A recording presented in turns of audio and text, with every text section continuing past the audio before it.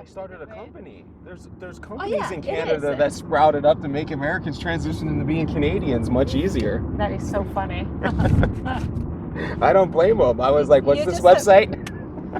Yeah. God. Oh, God. I say Australia, but we'll see. Australia is nice. I love Australia. I used to live there when I was young. Okay, so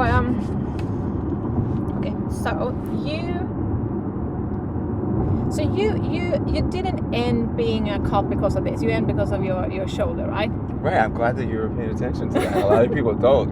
They make this presumption that I left for some kind of moral reason. Yeah. And I didn't. I left by mere coincidence that I was injured. Right. And the department was coming down on me super hard at that time because I was fighting inside. Yeah. So they made a law that says if you're injured and you have these serious injuries where it takes over a year to recover, then they kick you out, because what the goal was is to transfer people from the police department's payroll to the pensions payroll, which gets them off the books.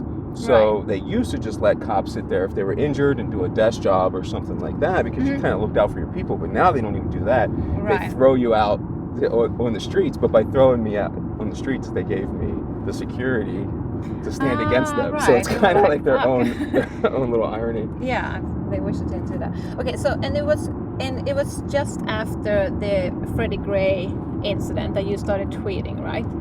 Well, when it came to the tweeting, like, I had tweeted a long time for years. Yeah. There's an activist in Baltimore named Frank MacArthur who he's deep involved. He's kind of like you would call them night crawlers, people call them in England, like where they're like underground reporters that go to everything and kind of capture the real street scene. And when I was a cop, I would argue with him back and forth about things, and that led to a friendship.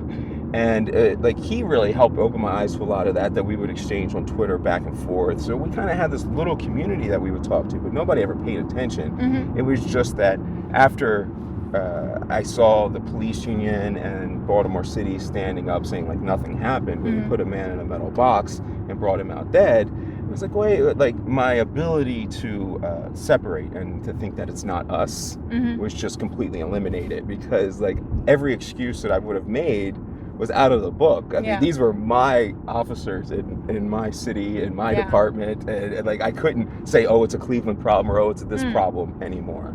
So that's when I just started to tweet and say... Did you know any one of them, like personally? No, but my friend, when we have mutual friends. Yeah. Right.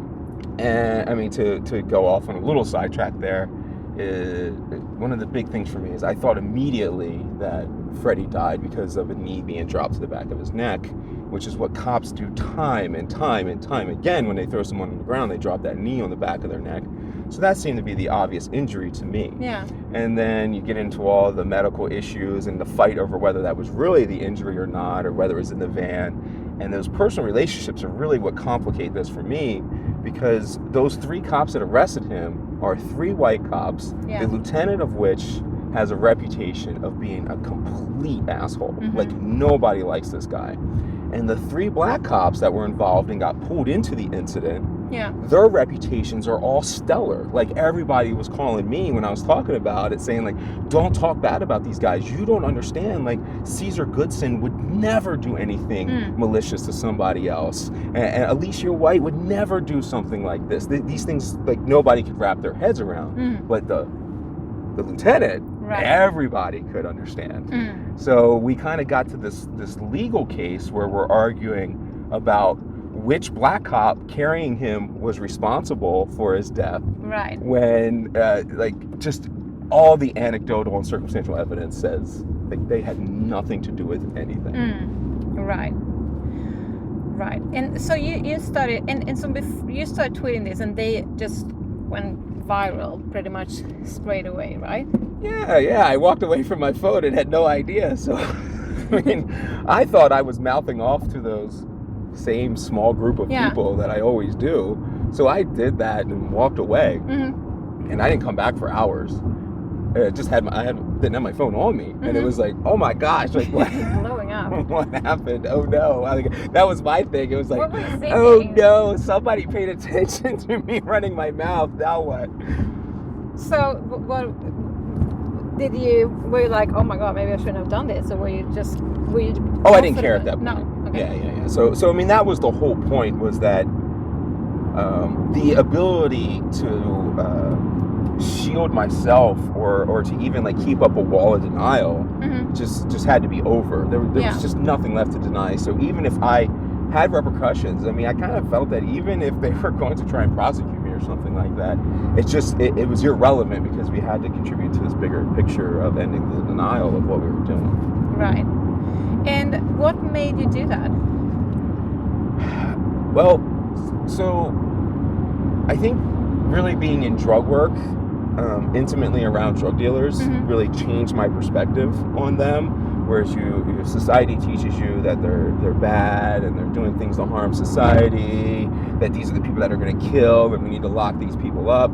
Well, so they assigned a good cop that had a good reputation for being able to write to go and investigate these guys, and that means I talked to them and got relationships with them, and it was like, oh man, like these guys are no different than me. What really separated them was the fact that I got here without getting in trouble, and they didn't. The things we did were indistinguishable, and a lot of the circumstances that they found themselves in, I've certainly felt as though that if I had personally been in those circumstances, I would have handled them much more violently and worse than they would have. Right. So who was really the good guy and the bad guy in this exchange?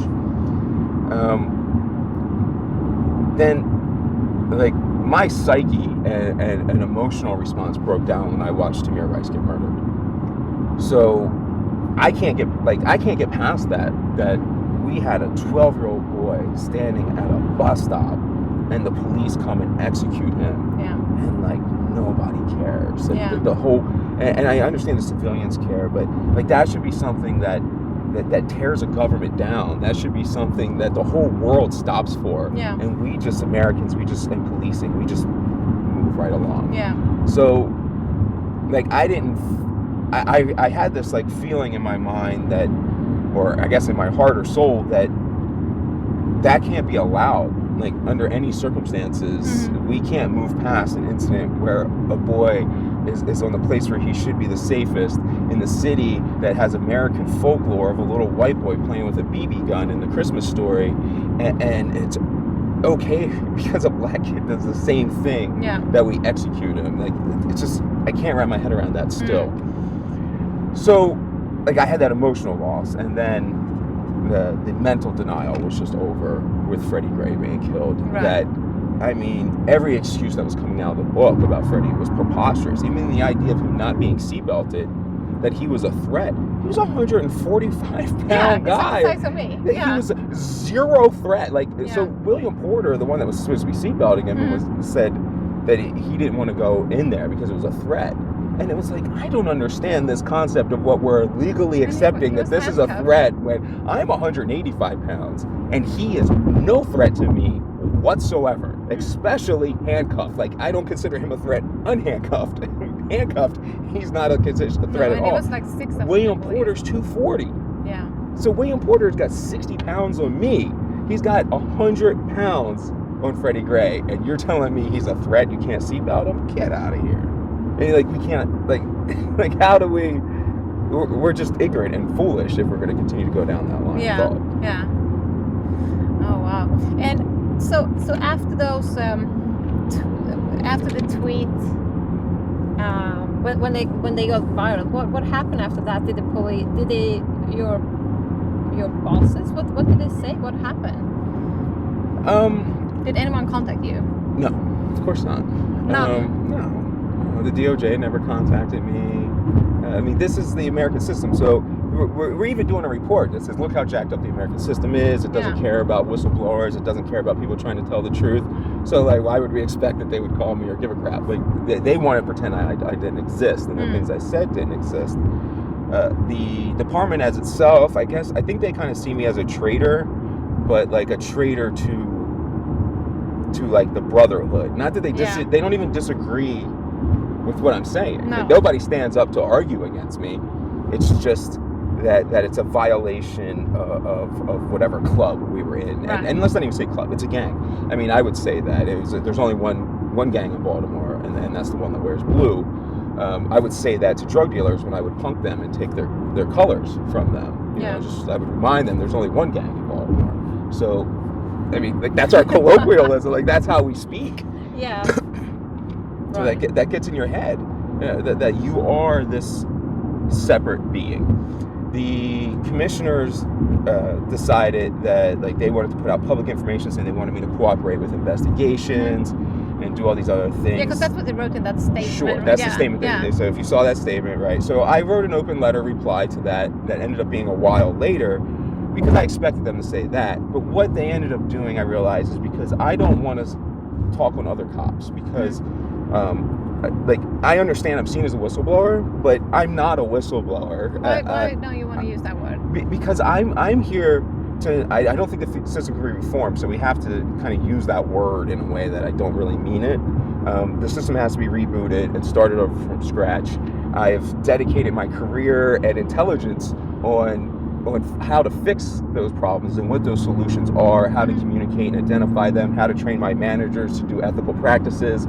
So if I do that, if I snitch on anybody, so to say, I lose that. I can't fix that if I'm pushed out. I'll never be able to get back in. So now I can get back in. I haven't hurt anybody. Do you want to get back in? Yeah. I mean, I want to be a chief. I want to be an administrator. Yeah, I saw that you applied for that Chicago. Yeah, the Oakland and Chicago. Yeah. So yeah, I mean, I want to fix it. I don't want to sit here and bitch about it and be a whistleblower. Whistleblowers tell you the problems. I'm not.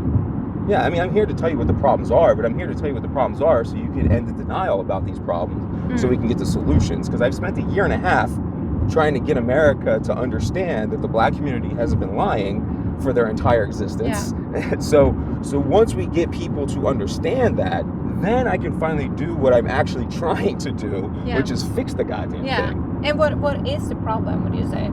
Well, so American policing is different from policing anywhere else in the entire world. Yeah. Here, policing comes from three things. It comes from the capturing and recapturing of slaves and sending them back to their masters. And this happened even as far north as Boston. Like, we think that the Northeast was the safe area, but the first Boston cops were taken and assigned to slave patrols to capture slaves and send them all the way back down south to their owners, take them back over the line, and be that occupying force that controls the slaves. And the way they also do that is the poorest and uneducated, typically white people that need a job and need somebody to blame, that's who they make the cops. So then these people have power, they can go, they think they actually have something, and you don't even have it. You don't actually have real power. So that's the first part. The second part is the protection of white property. Yeah. The third wing of that is the continued genocide of Native American people. So these are the roots, and this is the soil that our system is built in. So all of our evidence, all of our processes, all of our thoughts, even all through scholarly literature of people that are supposed to be criminal justice professionals, they are all buying into this false premise coming from this evil soil. And so you can't do that anymore. As you can imagine, you turn on TV right now and you will sit there and you will see cops returning slaves to their masters, which is the new Jim Crow, which is the jail, so they can continue to make products. The poor in society, just like me, who was incredibly uneducated, came from a family. I'm the first person to have advanced degrees. I have a distant cousin that has a college degree that ahead of me, but I was the first person that of any association, and they sent me into the Marine Corps to learn how to kill brown people overseas, and then I ended up in the police department to learn how to kill brown people on our own soil, because that's our system. That's what we do. So you'll see the protection of white property, which is in, like with Freddie Gray, what we're talking about. You'll see that CVS loop over and over again for a building that burned for like 15 minutes maybe. You know, they sit here and they loop it over and over, and you think it's like something that's going on all day, and these cops are lined up protecting what? White property. When the cops are in North Dakota right now, they're lined up using violence against Native American people so that they can again protect white property. So these things even combine and build upon themselves. So you absolutely cannot reform this system, because even if you do find a way, like they want to say, okay, we'll get cops that are aware of their implicit biases. So we give them training for implicit biases, but because our culture and our systems are still rooted in that, their takeaway ends up being, oh crap, you're right, I should treat white people as just as much of a threat as I treat black people. And it's like, no, like that's not what we're talking about. So as long as you have these things, whatever reform measure you put in, you're constantly soiling that thing. We like to talk about the rotten apple analogy, and it doesn't apply to criminal justice because we're assuming that this barrel is fine. And since we like to stick with that barrel, we have to think that the planks of this barrel are the protection of white property. They are the continued genocide of Native American people, sending people into jail, continuing slavery, promoting white people with no power, thinking they suddenly have power because they get a measly paycheck to beat down other people and send them into jail, do corporate contracts with prisons and stuff like that. Because even private prisons, we like to think, oh, just the private prisons. But no, all the prisons are funded by people, and they're staffed and supplied by private companies making toilet paper and light bulbs and everything else. So this all ends up with a big play. So we have our barrel built by that.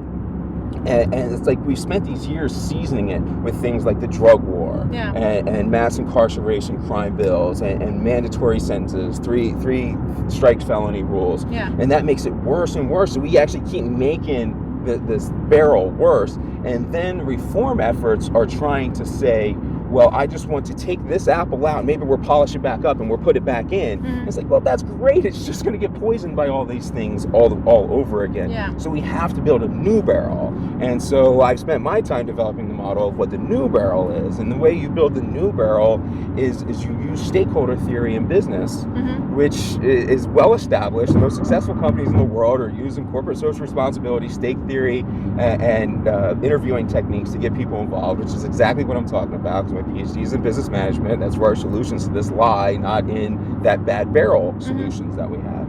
So if you think of these planks as the stakeholders being built up, those stakeholders are drug dealers. They are the mayor. They are the citizens. They are the ex-cons. They are the business owners. They're the people that actually receive the police services. So they can contribute, and you do interviewing techniques with all of them to build a model of what it will look like for them based upon the premise, what do you want your policing to be? Because in the history of America, you've always been told how you will be policed by a mayor who's ruled by an oligarchy and money. And that's what, of course, your wing of your police department is going to be used as an enforcement mechanism for somebody trying to achieve personal gains. And that's why we don't have solutions in any long-term goals. So the strongest correlate to violent crime reduction is lead poisoning abatement. Well, lead poisoning abatement takes 20 years. So what mayor is really going to be focused on a crime reduction plan that they're never going to see benefits out of? So that's why a mayor can't control this thing, and the government can't control this thing. The actual citizens in the community have to guide and direct their policing so that they can have a say or what it will be. Right.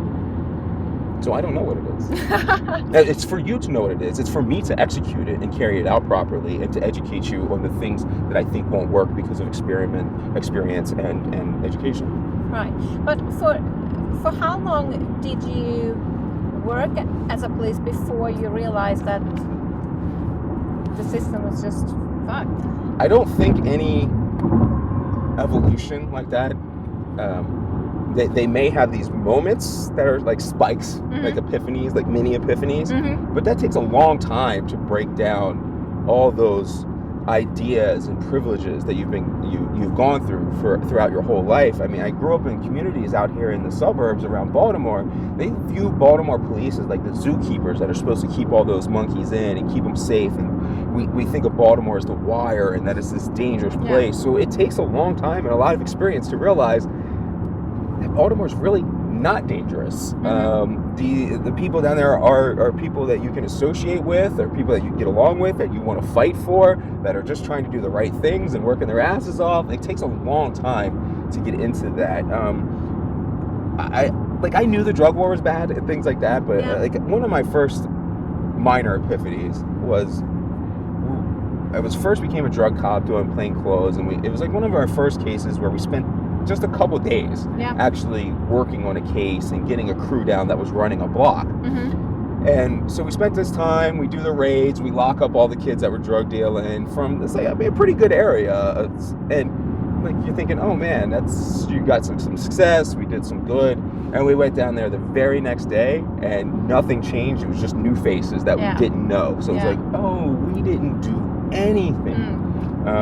As I got farther on and more intimate into that, was seeing just how the drug dealers, I mean, like to say drug dealers, but I mean, that's what I was doing. So that's who I was only who I was interacting with. Just watching them in their daily behavior of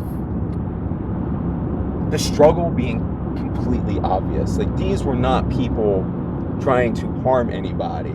These were people trying to survive and just barely get through within a system that's completely against them. I guess the kind of heart-wrenching one was there was one drug dealer I watched for a good while who ended up taking his brother to the bus stop and shutting down shop when he took this kid up to get him to the school and off of school on the bus. And at that moment I realized, I was going to lock him up, but that meant that I was empirically creating a much dangerous situation for that kid. I was taking away the one thing that was protecting him and feeding him and getting him on this bus was this person that I was now going to put in a cell for a crime that hurt no one. And it shouldn't take long for that to realize to be a moral and ethical bankrupt. So what did you do? Nothing. I kept doing it. I mean, no, but I mean with that.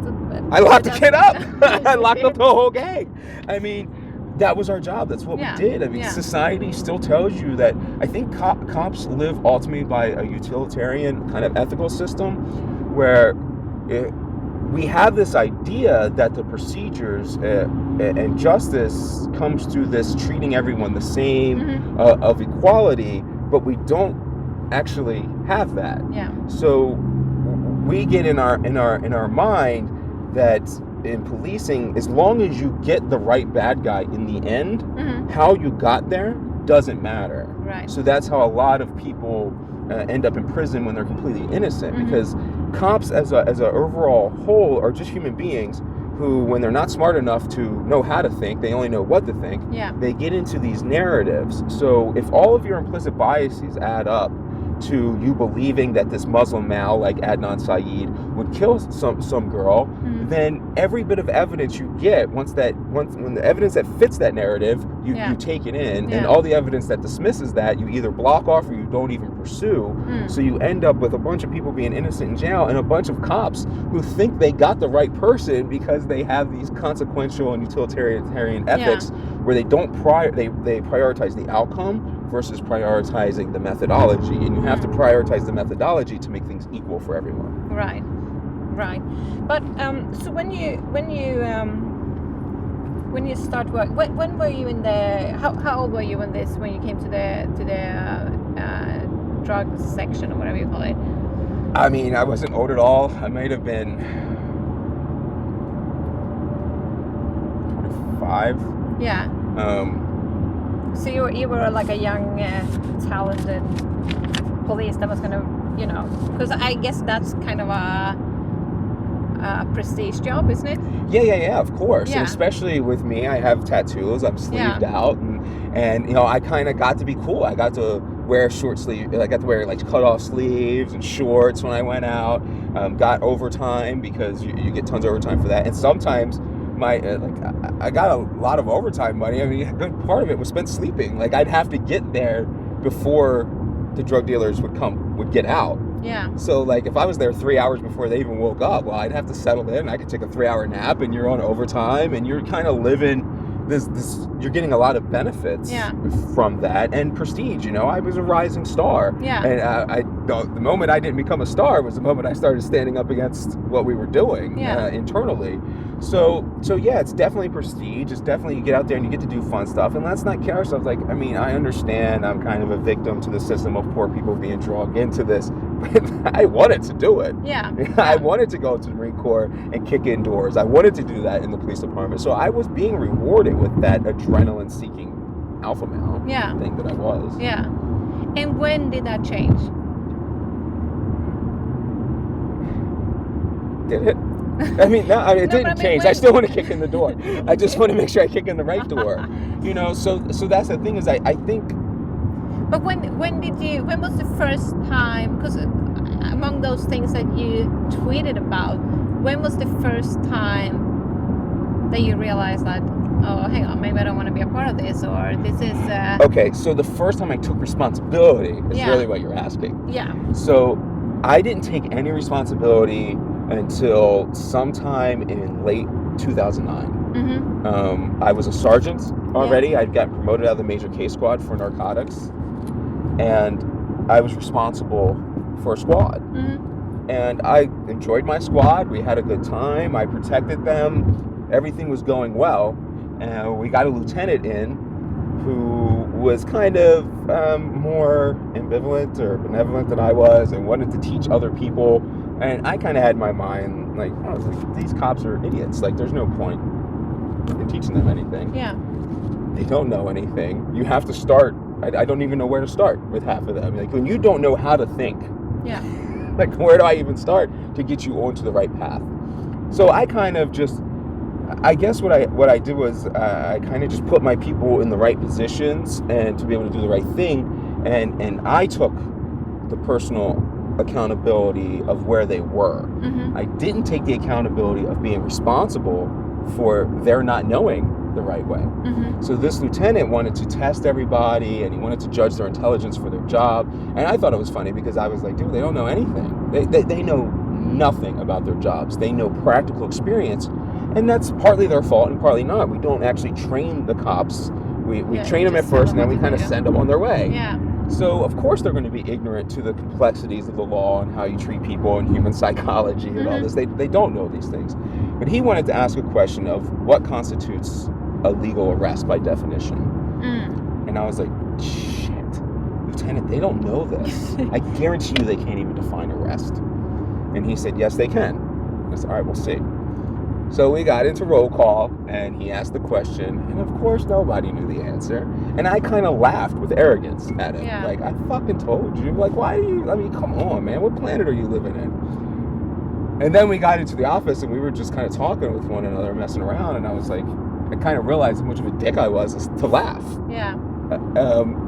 At my people's ignorance, the whole shift's ignorance, and my inability to have ignoranted them. That's totally not a word. So,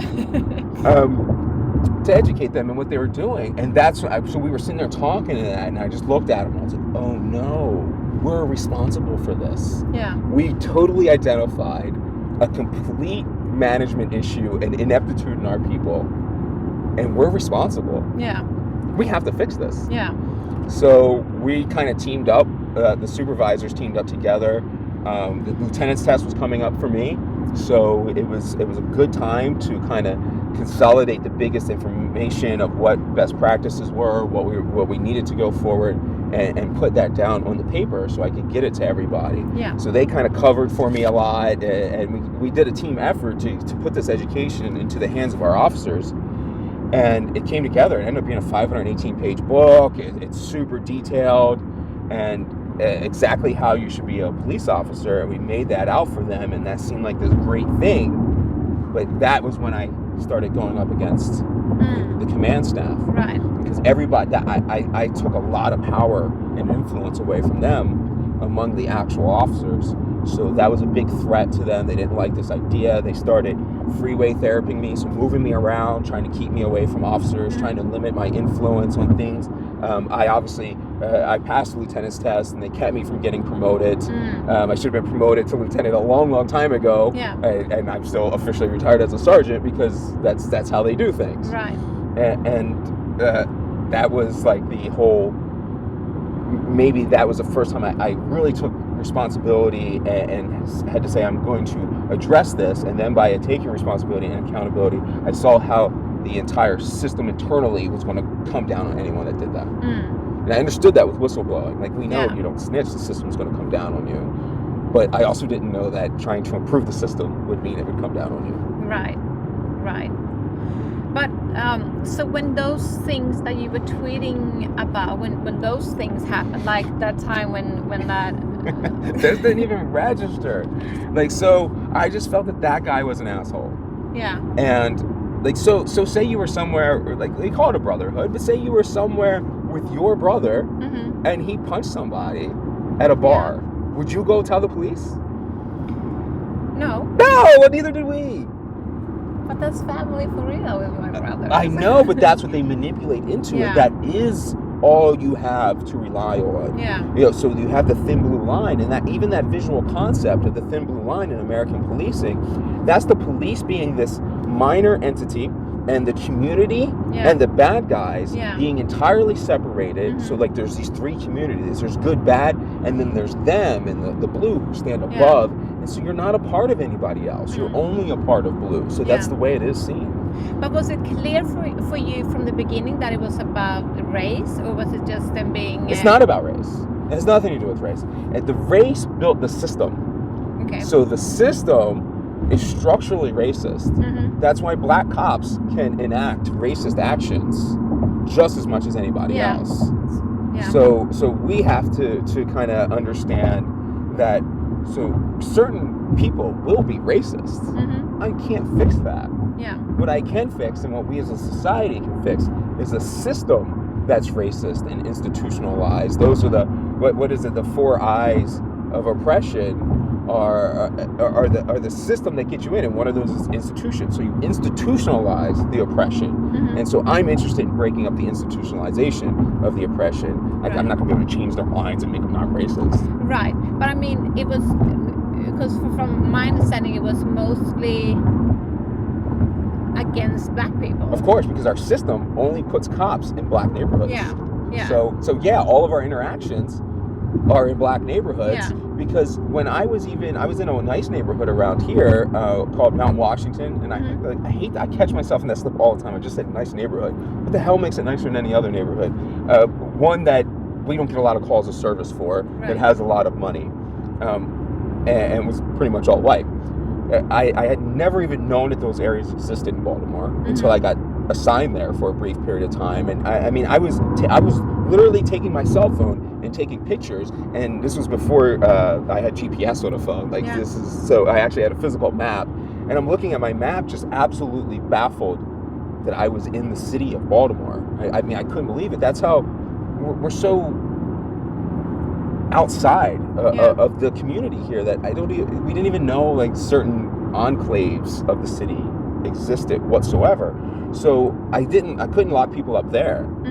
Even in my mind, like societally, maybe I could have. Maybe it's like all these biases that make me think that I can't do things there. But so I would have to go. I would get pressured to make arrests just like anybody else. So I would go to the neighboring black neighborhood, and I would lock up people there. So I even because you left had numbers that you had to fulfill. Right. So while I'm not going to do it there. How many per day was that? Like, what is it? How does it work?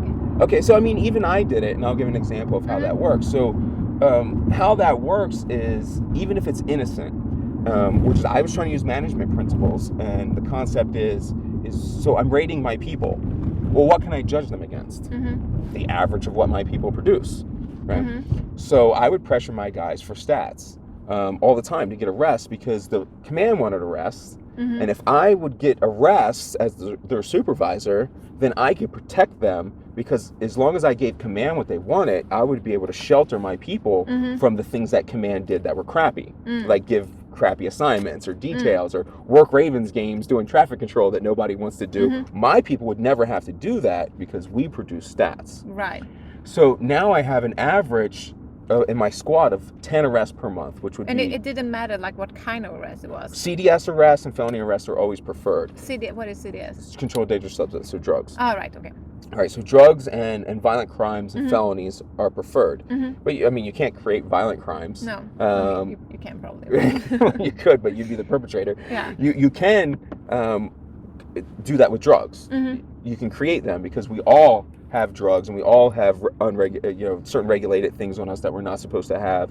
So if you criminalize the person, you will always be able to find the reason to lock them up in an over-criminalized society. It's just that you don't search white people. Right, you don't search white people. So even the Department of Justice stats showed that if they were searching white people using their own data, they would get a much better hit, because when they search people that are white, their hit rates are way, way, way, way higher than when you because search they don't black expect people. to be. Well, I wouldn't say that. I would, maybe it is that they don't expect it, so they don't take precautionary methods to not get searched. But I would also think that after all these years of oppression and police occupation, I think the black community and oppressed communities, I don't think they really commit much crime. Like, I think we just look at it and highlight it. That I spent plenty of time going around in plain clothes looking like a normal person, and like nobody ever insulted me or came after me or anything whatsoever. And so, but the crimes that were there, the vast majority of them are called on view, which means the officer made the action. So you're actually creating the stat. So so that feeds your system of who your criminals are.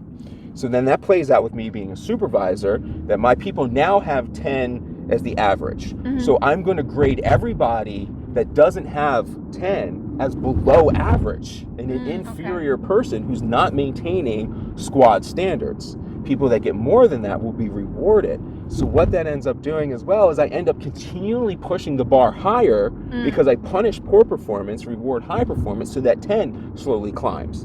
But now we told to look at our evidence and see what policing, who we should be going after, who commits crimes. But I already created that data off of a false premise of who I was looking at, which has become 16 to 24-year-old males who kind of took the brunt of our implicit bias, became the people we arrested. And now our evidence says that those people are the ones that commit crime. So I tell my people, you need to get at least 10 arrests, but you're going to look at black males between the ages of 16 and 24 because that's the best percentage and chance you're going to have of being able to do this. So anywhere you want to go, we have to turn around. That's Red Emma's over there. There's a parking lot that's behind it to the left. Can I make a U-turn? You can take a left on Charles Street if you can get over there. If not, we're in a city, so just wait and go to the next one. So we can go back there, and they have some murals and stuff on the side, or I don't know, anything you see around here is not bad. Actually, would it be right if you want a mural for a background?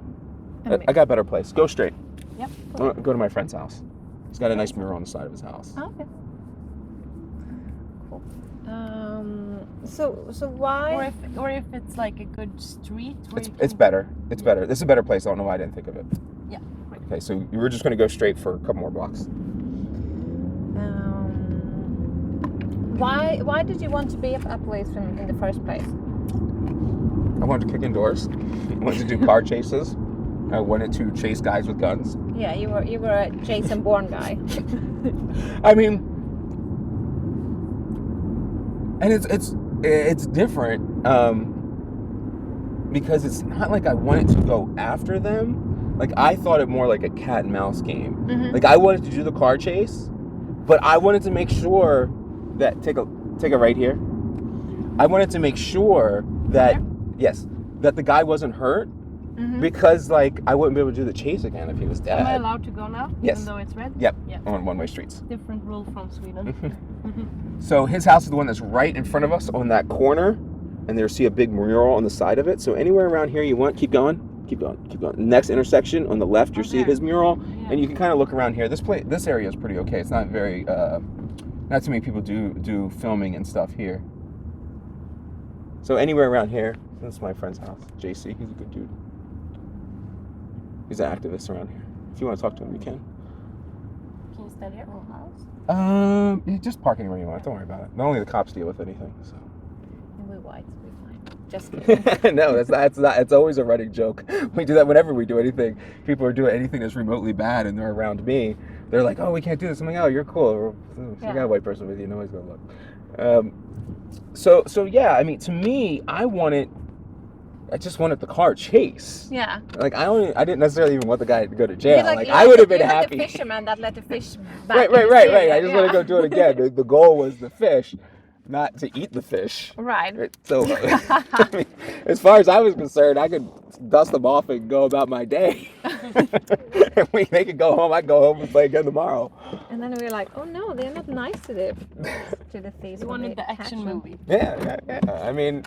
And I didn't even think of it that way. I just thought it like what I mean. I played sports and stuff my whole life, and I'm an adult. I'm not good enough to play in the NFL. I'm not big enough. So what's sports next? You know, I mean, that's kind of like a certain element to it for sure. And right now, if we had a squad and we had to go kicking a door to get like a murder suspect. I mean, you would see the smile come across my face. I mean, like, let's do it. I can understand that. I was a crime reporter for a long time before I moved to New York, so I can see that. I can recognize.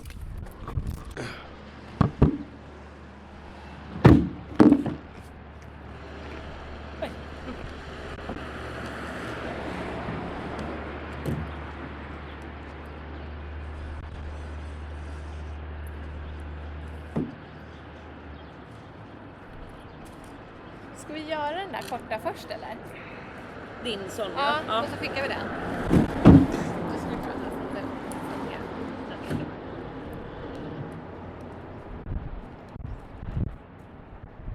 We're just gonna do a small piece with that's we're supposed to send live to the paper. Okay. So. I'm gonna see if JC's on time. Go pee real quick. Okay. Because that's the way I am. I got the bladder at 6 months old. Same here. You gotta go bathroom too? No, I'll wait. Are you serious? I'm outside of your house right now. Yeah. We were doing a film crew. They wanted to come to Baltimore, and I was trying to think of the right place to do it. And I decided your background would be the best. All right. Yes. Hold on,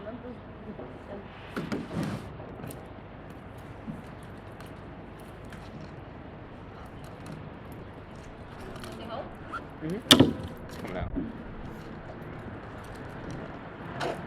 I'll pee before I leave. That'll be much more efficient. What was that? I'll pee before we leave. Get a longer shot. I was the worst with that. I was a cop. I'd be busy like driving around. You couldn't get anywhere. You like pull over alleys and stuff.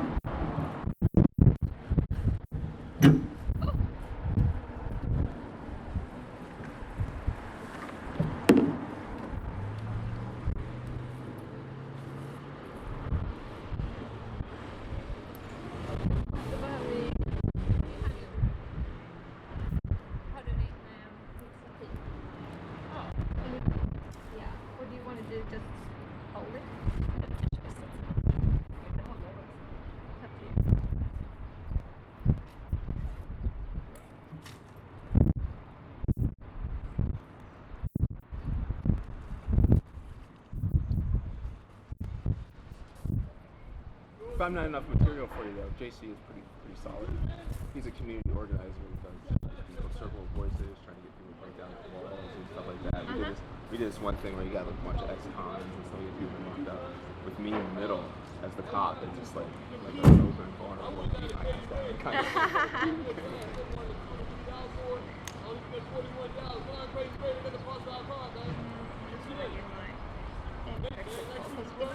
If we use that one, they can record it straight away, so then we don't have to send it. Yeah.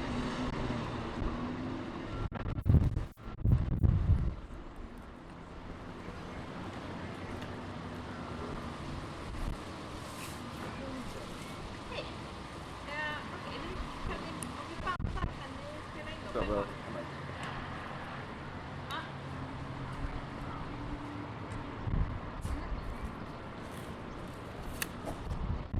you can parallel park like a champ though. That was good, Okay. right? I know. She's like, yeah, I know. I know. She drives a motorcycle as well, she knows. Did you see my motorcycle out there? Yeah. That Ducati's nice, man. Expensive though. Like 13. It's like a death trap. It's not. That So was fast. that. It's fast, but I have only like without a 500. without a windshield though, like you can't go fast. So you Yeah. maybe 75, 80 because the wind is just. I'm more for the cafe racers. I like type. those. Yeah. But they're not so fast.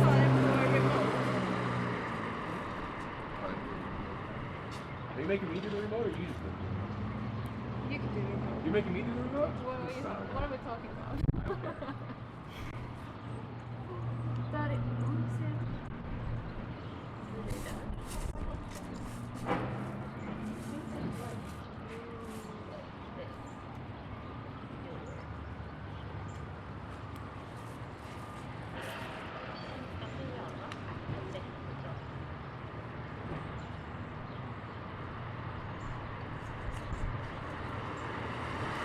see that video list I sent you? Video list that I sent you? did. Isn't that ridiculous? I just finished putting that together. I was like, holy crap.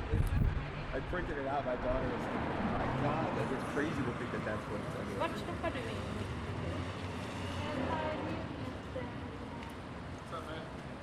Men stopp, du ska inte in kameran. Eller ha för mycket nu. Ja. Hur kör du micken? I was going to go home. I drove out of home. It sucked me into coming down to the city for a few minutes, and I was like, all right. No, what's up with that? Is it bad? What's going on, man? You good? Vad kör du med micken annars då? Jag kör den som man stoppar i. Stoppar i den? Stoppar i med en sladd. Ja, men var är stoppar du i den sladden? That's why I didn't Vart stoppar du i den sladden? irritated there. Like, we'll go there, then you were driving.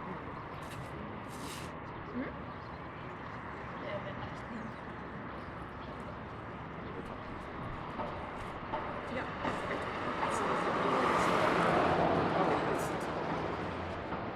So we talked to them down here.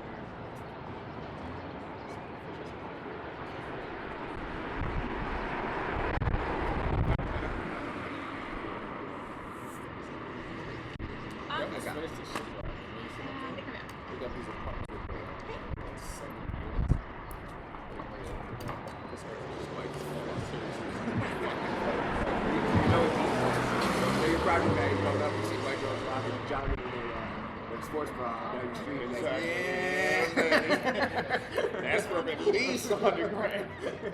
That's true. You see him, that's what he said. He started seeing him in his neighborhood. He was like, seriously, that's what you see him come to us like that. Like they didn't know where they are. No, they just put on headphones. Seriously, you're right. It's hard.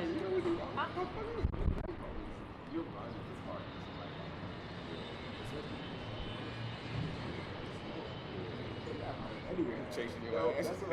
Sit down in the car and tackle her ass. You just chasing people you hate. So eventually, you go, all right. I smoke. I ain't drinking. I'm done. No, it's not bad. It ain't bad. It's just lazy. You still working on it? All right. Shit. This is AK and this is Anna Sophia. Anna Sophie? Anna Sophie, not Sophia. Alright? And Sophie. Sophie. And this is JC. My good friend. I already how good of a person you are. The famous. The names on the wall. That's the famous.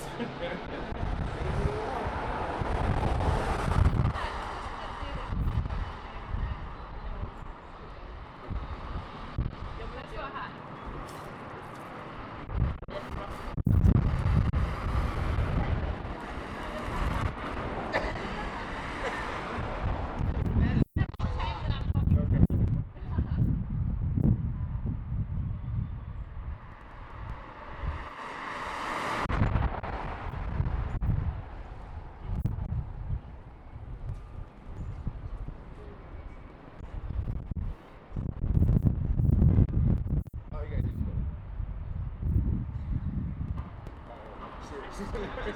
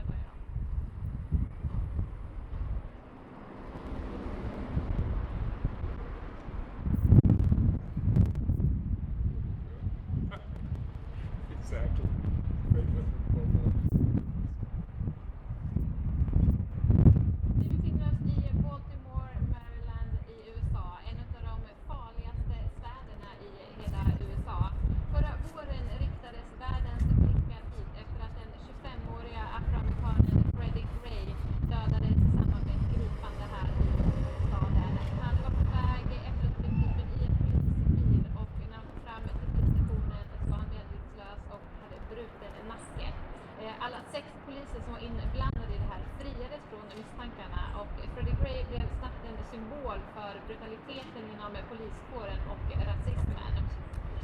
Både kriminaliteten i storstäderna i USA och problemen inom poliskåren är någonting som både Hillary Clinton och Donald Trump har talat mycket om under sina kampanjer. Men det är också en fråga där de skiljer sig åt väldigt mycket.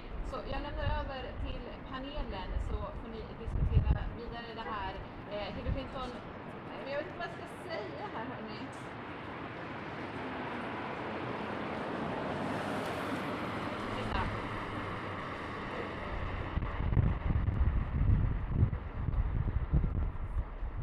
Vi befinner oss i Baltimore, Maryland, en av USAs allra farligaste städer.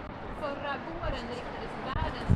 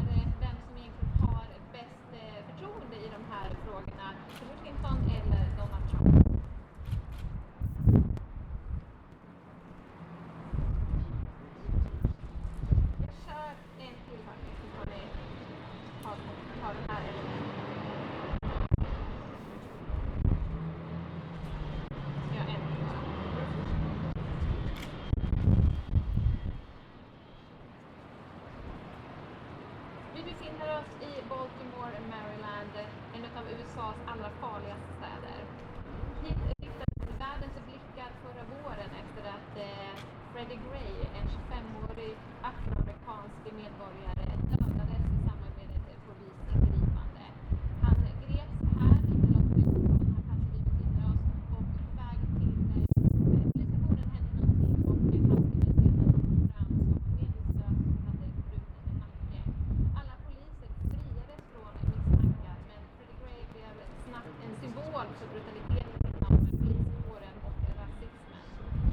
Både kriminaliteten i storstäderna och problemen inom poliskåren, någonting som både Hillary Clinton och Donald Trump har talat mycket om under sina respektive kampanjer. Hillary Clinton har ju väldigt mycket större stöd än Trump bland afroamerikanska väljare, medan Trump är den som verkligen vill framstå som lag och ordning-kandidaten. Jag lämnar över till panelen så vi diskuterar vidare vem egentligen är som har störst trovärdighet av kandidaterna i de här frågorna.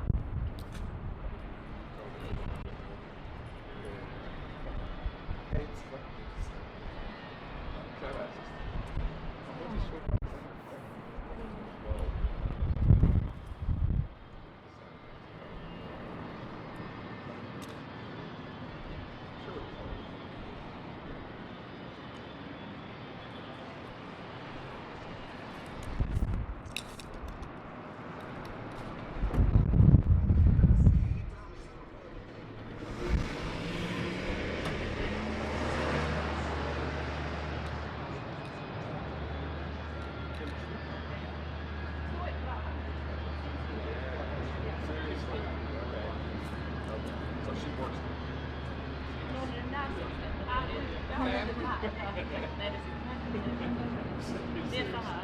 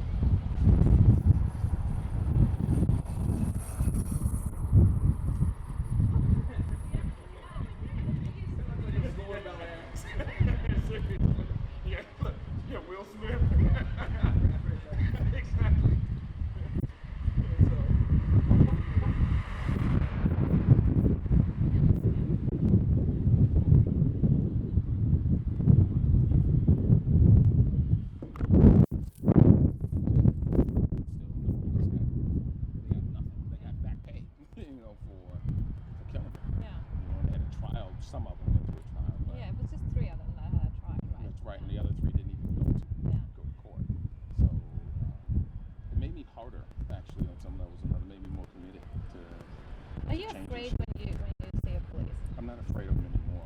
Before the uprising, I was. After the uprising, fuck them. Yeah, that's kind of where I'm at right now. It's like, fuck them. They're really, I'm 55 years old. They're little boys with toy guns. They're little boys who act like they have toy guns when they're killing people. So right now, I don't give a fuck about the police. Really. Did you grow up here? No, I grew up in D.C. Been here DC. 7 years. Right. Yeah. But before that, I was afraid of them. Yeah. In a big way. And then afterwards, when I watch what they do and how they act, there's a reason to be afraid, I guess, if you're afraid of like dying or some shit. But I'm not feeling that right now. I'm feeling more like I'd rather say fuck you and die than to hover behind a couch somewhere and be afraid of them. They're just little boys. Yeah. You know? And so, and something needs to change. Somebody needs to stand up to them. So I've just been doing, more than I've ever done in my life over the last year and a half. Yeah. And as much as we didn't see anything concrete like the cops going to jail, we do see people stand up in ways that we've never stood up. Like all this shit, we see a new person, a body dropping. Yeah. We act like that shit is new. Yeah. This shit has been going on since America was here. Yeah. It's just the people are doing something Possibly different less right now than ever. Exactly. This is probably the lowest time. Exactly. But now people are We just saying see it. fuck that. But they're remembering people's names and they're calling people out and they're going out to the streets. That's the difference. You've never known Walter Scott's name without a YouTube video. Nobody would have believed that he did anything. They would have thought the cop was justified and everything would have been fine. Yeah. Exactly. So what do you think about what the work Michael is doing? That Michael Should I leave? I mean, you can't have him answer that question while I'm standing in front of him. He seems to be a brave man. Yeah, you know I'm coming with it. I don't think he's afraid of you. Sorry, no offense. We've had it's interesting with us. I'm really close to Mike right now. Yeah? At the beginning, we had some. It was rough, just trying to get to know him and trying to learn about him because I know about some of the shit that he did when he was a cop. Like what? Like Okay, going from white communities into black communities and arresting people Yeah. because the white people would have come after his ass, and so he went and got black people. It was easier. He had to get numbers, so that fucked me up with him for a little while. Like I like him, and then there was another part of him is like, what the fuck did you do to my people? And so we struggled with that for the first 6 or 7 months. We had some very intense conversations about that shit. Once it ends with fuck yous and handguns. Exactly. Seriously, like we had some real rough ass conversations and had to work through some shit. And now I recognize that he's one of the most consistent people on the ground here. For whatever he's done in the past, he's certainly making up for it right now. So I see him and Tawanda and a couple of other people in the city like the most consistent people around. So anything that I do, I involve him in. I try to involve him in. We work with each other because he's doing the right shit. And there's a lot of other cops out here or former cops who say I'm a good guy and they're not doing shit. You cannot be a good cop or a good person when you know people who are murdering other people in this country and you're saying nothing and you're doing nothing to stop that shit. Fuck you. You're not a good person. You're not a good cop. You're not good shit. You're just an animal. And he's out here calling them out. Yeah. So that's that. I can work with that. Yeah. Yeah. I want you to call out some names though. We had that conversation a little bit of why I don't do that. Names. Ska vi göra lite till honom också? Can we? I have a rationale for why I don't do it. Men jag frågade, bara precis här nedanför finns det lite tuffare gator, alltså lite rough. Ska vi gå dit eller ska vi stå kvar här? Can we ask you some questions on video as well? Yeah, I like that. How long are you gonna be out here? Because I didn't shave or anything. No, you I look think you good. look good. Yeah, no, it kind of the salt gives you a little bit of like classiness. Yeah. Oh Lord. Beards are popular in Sweden, Oh Lord. Right. It is right. It's like a trend. Jag tycker du ska stå kvar, vi ska gå ner. Bestäm dig. Vi kan gå ner med honom sen då. Ja. För jag tänkte att det är bild och så kan man snyggare där nere.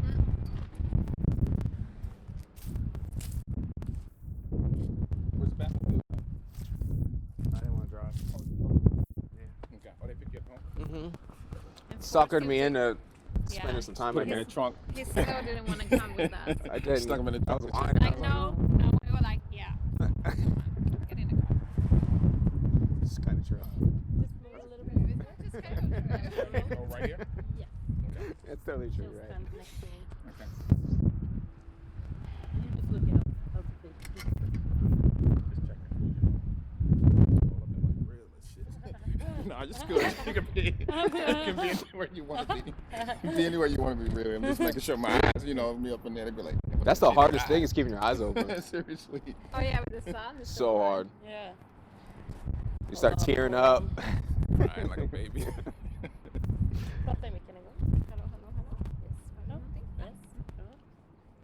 So it's going to be kind of the same question that I just asked you. Sorry. You want me to look at you? You want me to look there? You look at me. Okay. Yes.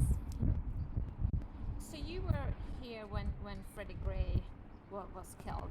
What was that like to be in Baltimore around that time?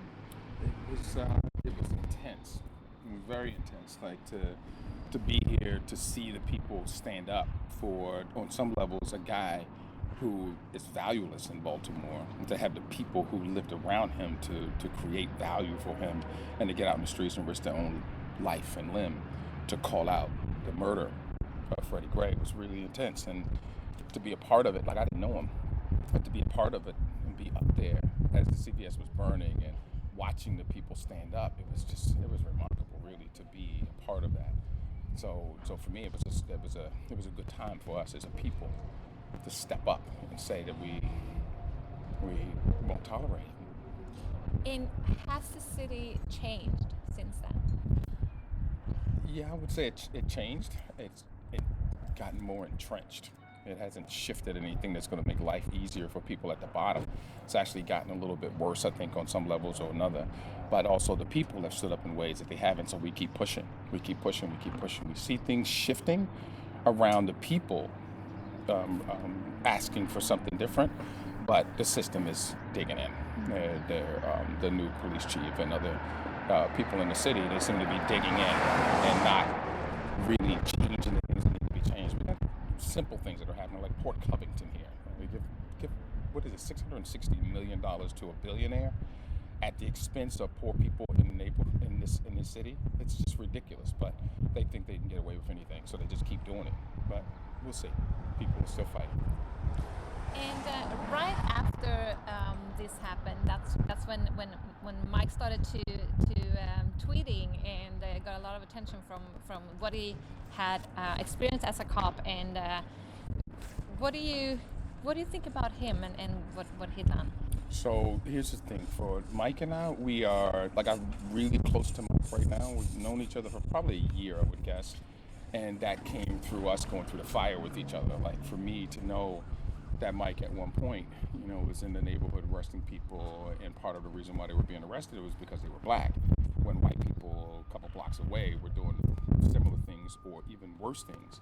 And we had some kind of issues. We had a few times where we were, screaming, yelling matches, fuck you, gotta go, matches, And then over time, I've noticed he's one of the most consistent people on the ground here, one of the most consistent people. Whether he was a former cop or not, he's one of the most consistent people on the ground, and he continues to fight for stuff that will change the city. And so I see him as an ally. I see him as a friend. I see him as someone who's really important to me because he keeps doing the work. And even though he gets shot at from a lot of people, he keeps going. And for me, that's a true sign of an activist, is that you can take a good thumping, and keep coming back. And he keeps coming back. And, most activists who live through this and continue to do the work for long periods of time, they'll take a thumping at some point. And actually, on some level, I think that tells you who the true activists are. If they take a thumping and they go away, then they really shouldn't be in this anyway. So I applaud him for continuing to do the work. And as for you being a black man in Baltimore, are you afraid walking the streets? Are you afraid when you see a cop? No, before the uprising, I would have said yes to that. And before the uprising, I had a lot of fear about cops because, the wrong one stops you and you could die. And now, after the uprising, something happened with me during the uprising where it doesn't affect me in the same way. Like, I made a choice somewhere last year where I'd rather be in it and fight and risk dying, risk something happening to me, rather than cowering behind my couch. And once I made that decision, then the cops don't mean shit, because all of us, we gotta go at some point, and I'm probably gonna go a little earlier than you because, I have gray hair, and right now I don't give a shit about that. There's one thing I worry about, and that's my daughter who's 21. I worry about her. If something happens to me, I worry about, is she ready for me to be gone? That's it. Outside of that, I don't give a fuck. I mean, if something happens to me because I stand up for my rights, because I stand up for what I believe in, then it's just part of what we do. And so outside of that, I'm not. They look like little babies to me now. And actually, on some levels, they are little babies. You got 22-year-olds, 23-year-olds, 25-year-olds running around with guns and tasers and shit like they're toys. And they're not toys. You know, I'm old enough to be their father. You know, and like when I look at them now, I see like little babies, like you want to put a pamper on them or something, you know, and like spank them and tell them to sit down and shut the fuck up, because they're really doing some horrible stuff out here to people. So I don't feel that fear like that anymore. I feel probably more expressed and more in this than I ever had been. You know, if you go back in America, you go back not far. And so, like, if you take an 80-year-old and you go back 80 years, and then you go back another 80 years, we're in chattel slavery in America, 2 lifetimes. And people have come through this culture. My parents and their parents before them, they went through a whole lot worse shit that I'm going through. And if I can't stand up and push the pendulum forward, when I'm not in chains, when I'm not getting raped in some shanty on a plantation, then I'm not the man that I want to be. So I want to do everything that I can do in this lifetime to move the pendulum forward, keep moving it forward. And I'm more committed to that than I'm committed to being afraid of police or living until I'm 90. Both the presidential candidates, they have addressed these issues. Do you think any of them could do any difference? I think they could, but I think they're both clowns. I don't think they're going to. I think I'm not voting for either one of them. That's just not going to happen. Like, for the things that Clinton has said and the things that she has done with regard to black people, I can't with integrity vote for that woman. And Trump has no shot at getting a vote because of what he stands for. So I will not be voting for either one of them. I don't think either of them are good for America. Thank you so much. Can you just say your name and spell it for the camera? It's JC Faulk, Faulk, and JC is just initials. And what else you want? That's it? No, that's it. That's his name right there in the background, in case you forget. Oh, yeah, that's right. And what is your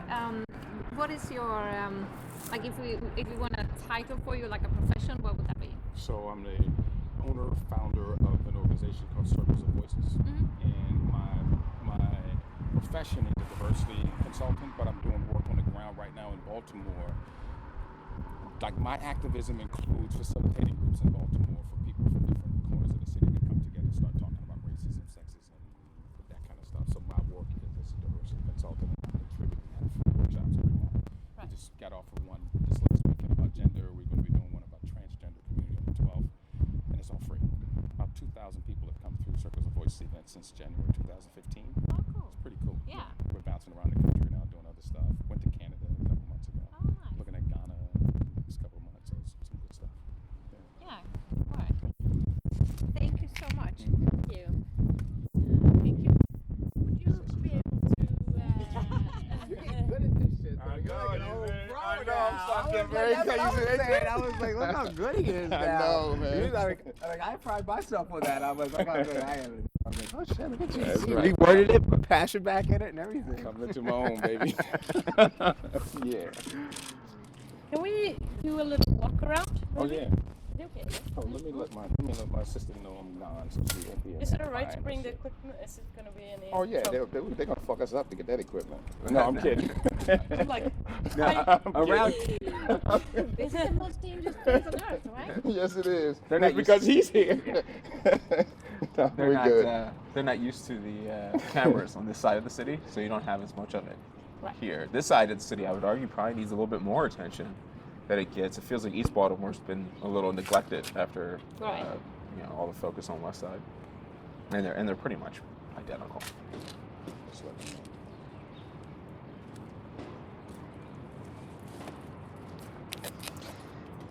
so then I can do some filming while you walk and take some pictures. Oh, that's something down. I'm sure. Hey Amanda, I'm outside with Mike right Then now we're with the gonna camera do crew. I'm gonna be probably out for like the with next 20 YouTube. minutes or 30 minutes, okay? It's okay. Sure. I'll see you back in a little bit.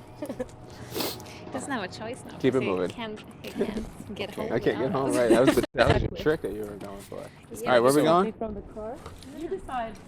So we can, this block right here. Yeah, I mean we're not far. Oh. Go right around to the other spot over there is much worse on the other side of the road. Or do you want to be in here? Yeah. Yeah. Okay. Like over, you know what I'm talking The about? worse, the better for my pictures, actually. Okay. To Oh, is be that what you honest. 200? Because we could go right over there on the other side, over behind, you know where Open Works is? Greenmount Cemetery, right at the end of Greenmount Cemetery, that street that runs right past there. Back there is shitty, man. And then, Yeah. but you can put, you know. That's always one of the most vacant. Pittman is blocks. not bad either, down 2 blocks down. That's not too bad. Yeah, so This- you kind of have a choice of whether you want to go to vacant where nobody is, or you Where kind of is vacant? the houses. Nobody. There's nobody there. Oh, okay. Yeah, It's looks like so the Wild trashy, West. or- yeah. There's nobody there. like it's all boarded up and like you may What have. would make the best photo, you think? That's what I want. I mean, this is the real here. Yeah. That's I mean, it's, And there's some boarded up stuff. If you go to the end of this block and turn right, there's some boarded up stuff in there, and the people are in. This is where you'll see some life. there's life here. Over there, there's no life. It's just boarded up Vad tycker buildings, du and alltså? chicken wing bones. and shit. Trashigt som möjligt. Ja, kanske faktiskt. Ja. Eller? We want it as trashy as possible. All right, that's to down be there. honest. Yeah, that's around the corner. Yeah. So, I think you're in the front seat, JC. Yeah, you can be in the front. Yeah.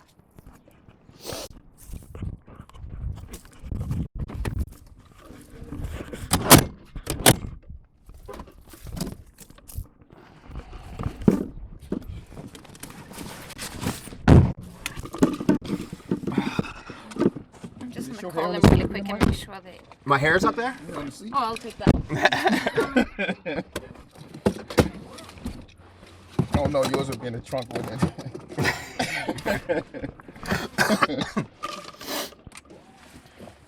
That's Jess, man. She good? Yeah. Hej! Jag ska bara How kolla old så are att you ni now? fick... det funkade. How old are you? 55. 55. Ja, jag var tvungen att ta några olika där. Den sista tror jag blev 55 is still alive.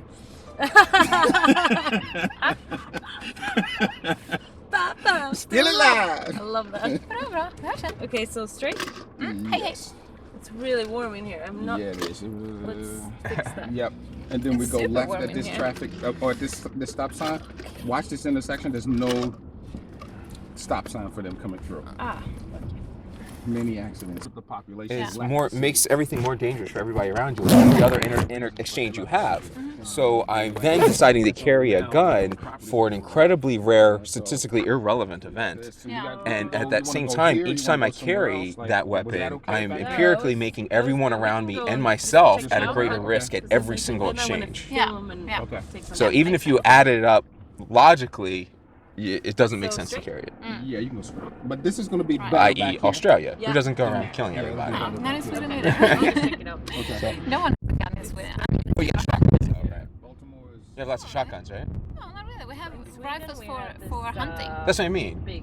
Oh, yeah. Yeah, so shotguns and rifles. I think Sweden has one of the highest ownerships, actually. But it's because we have so many hunters. Right. But But you- that's the thing is, but it's but really there's an restricted, argument for so that. saying So that's the something problem in racist, America it is was we like carry this, guns under this Russian idea and in this the video premise that was that we can filmed. destroy the most powerful That's it. military that's ever existed in the history of the world. Yeah. That's silly. Yeah. But Like it's- should you and have a he right got as a hunter to have a so shotgun much or a rifle? shit. Yeah. So it's just something So we you shouldn't say have you kill rules No. for He said killing in the the car, country. We should have something rules for like, hunters and uh, rules like for people that want to something protect their about- house. Yeah. The whole There's concept is wrong. Oh, is But that it's right? really, Yeah, really that's it. restricted. Like if you're That's a all he hunter, you said. have to And then, do these uh, tests and which you know was so many very rules. And then frowned also you upon can't in have a Sweden, you loaded know, gun, I think and it it has got to be locked higher up, even and you can't lock them because up. of it. Yeah, I think The it got bullets can be Cartridges. loaded. Yeah.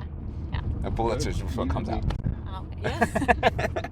And he's You can't have them in the same place. so much. Right, and all that is because you're basing it People off here of get killed hunter when the cops don't logic. Yeah, apologize. yeah. They make So I know. hunters Yeah, do have a case Yeah. for being able to have their guns, but we don't even have that here No. because everything's I don't know the predicated rules. off of Yeah, so it's like killing cops and clockwise, soldiers. Yeah. Whoever shows up. at That's the literally the intersection purpose of the Second Amendment is to kill cops and soldiers. Look at my little Halloween. And the baby. patriots want the right to kill cops and soldiers Yeah. while they're saying they support cops and soldiers. The whole goddamn thing doesn't make any You see the sense. Halloween babies, I Mike? totally agree. What's that? You see the Halloween babies?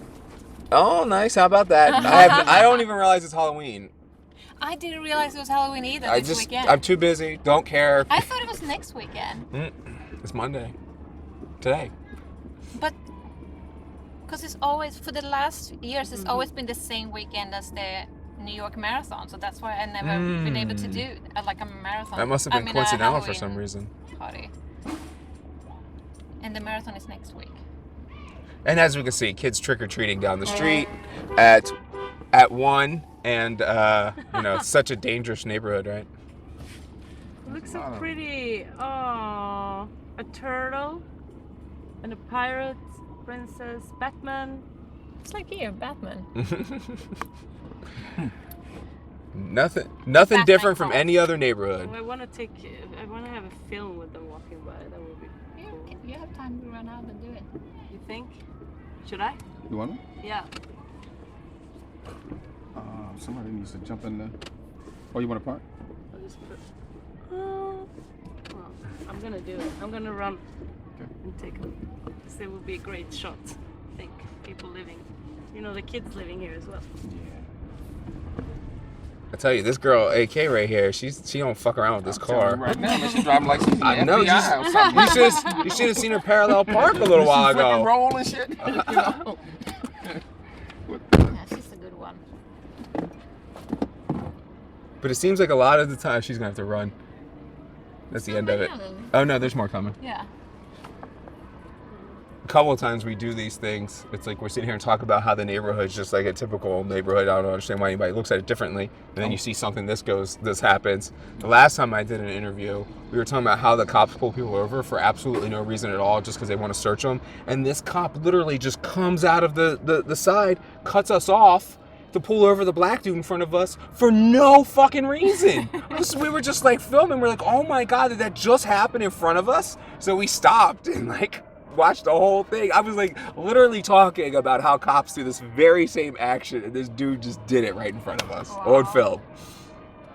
Like that's how often must have been so happy. He was, but that's like, I guess I was surprised, but they are loving the camera. Look at it tells you how long. God, they are so cute.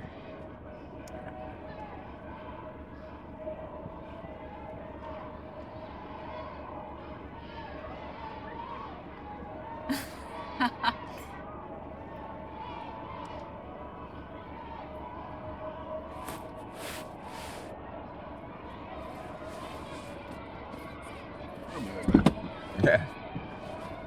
And now she's coming back. So have you been to Australia, or is it just like a dream picture you have of Australia? That's probably just a dream picture. Yeah. And you go there and you're like, this place sucks like anywhere else. No, Australia's great. I love Australia. There's the police coming right behind them. Yeah, so they do these kind of things. They're all just dog and pony shows. They have these community groups that they call community groups, where they take cops that don't ever actually do anything and are just a bunch of desk rats. And they take them and they put them in these little units that they act like are community policing, and they drive around the whole city, but they don't actually know anybody. They're just the cops that don't actually want to be out on the street. It's all fake. You hear what you've said in the car about me? You can hear us? Because the microphone was on. Oh, that's funny. What was I saying? Was I talking bad about you? No, we were No, we were good. talking about I was saying how awesome you I are. think we're pretty good. Well, she went to Parallel Park that one That's time. so funny. It's like the Donald Trump moment when he was talking Oh, yeah, about live mic. grabbing Oh women. yeah, that's right. Grab him by the pussy, right? Damn, we should have talked about that. I was thinking today that I should tweet something like, you would be offended if I said I was going to grab your dog by the pussy. Ugh. And like, you're going to vote for a dude that said that about your daughter. Yeah, that's Like- about the racist Like, people. why We is can't America talk that about way? Why do we care more about, like, if a cop kills a dog and everyone freaks the hell out, but a Yeah, cop no. kills Tamir and nothing happens? Yeah, they got to stop sign. So should I turn this off? No, it's way more interesting than Okay. a hot mic. That's for I sure. hope they can't hear us in Stockholm. But that would be funny. No, they can't. Oh. Did I turn it off? Where the heck are we going? Oh, we're going to go back. Oh. She just wanted to drive around a looking, little bit and look. looking around. Yeah. And then we go back there. I that's saw, right. We're over in you the saw, east now. you know where between the houses, where the green and the trash, that was, Back there? yeah. Okay.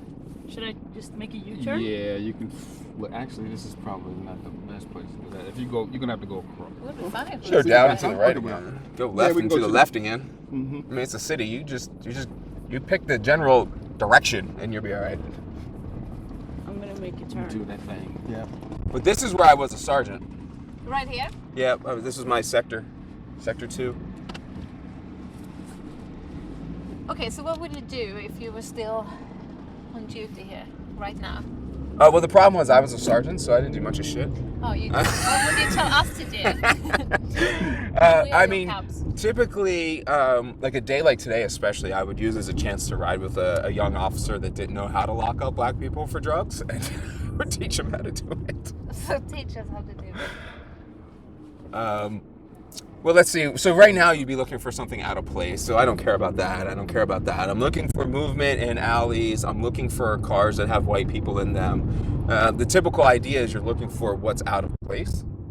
So we like to think of that as a typical policing strategy, but it's kind of really an odd policing strategy because it's all about your biases. You know, on Yeah. the corner and stuff. Yeah. Where it was very. But like, so these guys in the corner, they're obviously not doing anything. So they would get hassled just for standing on that corner, and people would call and think they're drug dealers. So that's what also gets complicated too. Because a lot of people that call 911 think they know what a drug dealer looks like, and they don't. Like, so, like, there'd be a kid, there could be somebody who's driving around on a bicycle, right? And he'll just be driving around on a bicycle, but that's your drug dealer. He'll just be going around saying like tens or something like that if somebody wants, you know, if he's got $10 bags of weed or something on him, he'll just drive around saying 10. Like, we think drug dealers push things. They don't push drugs, and drugs sell themselves. All they ever do is announce to people that they have them available. They just walk around with their open signs. So 10 is the magic word. Oh, okay. Well, that would be depending on what you're looking for. feel like cameras. So different things will have, and they'll get street names for a thing. Like the legendary one that I had was called Smackdown. When I was in southern Baltimore, there was a drug dealer group. They sold heroin that they called Smackdown, and everybody knew about it because it was really good quality. So they would come from like West Virginia, and people would buy 40 or 50 pills from West Virginia in like a construction truck, and then go back and flip all that for tons of profit. Right. So you would see things like that. Can you park here? Oh yeah, you can. Oh yeah. So we can walk. We can park Oh, yeah. anywhere. You know, I want you guys just keep talking about whatever and walk, and I'll just film some. Don't be talking about grabbing shit, Mike. What are we grabbing? You know, you were talking about it a few minutes ago, man. I can't even say it. Oh, grab him by the pussy? Oh Lord. Dirty mouth. That was like this dude had a Donald Trump costume on, and he was carrying a cat. And it's like, why is he carrying a cat? And I was like, because grab him by the pussy, guys. What's wrong with y'all? We're good. We're good. Don't worry about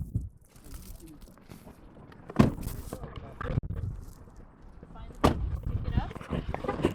All day long. You finding money?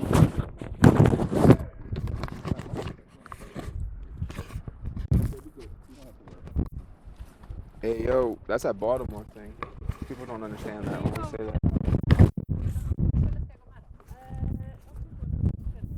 Right, say, hey, yo. You didn't say that growing up, did you?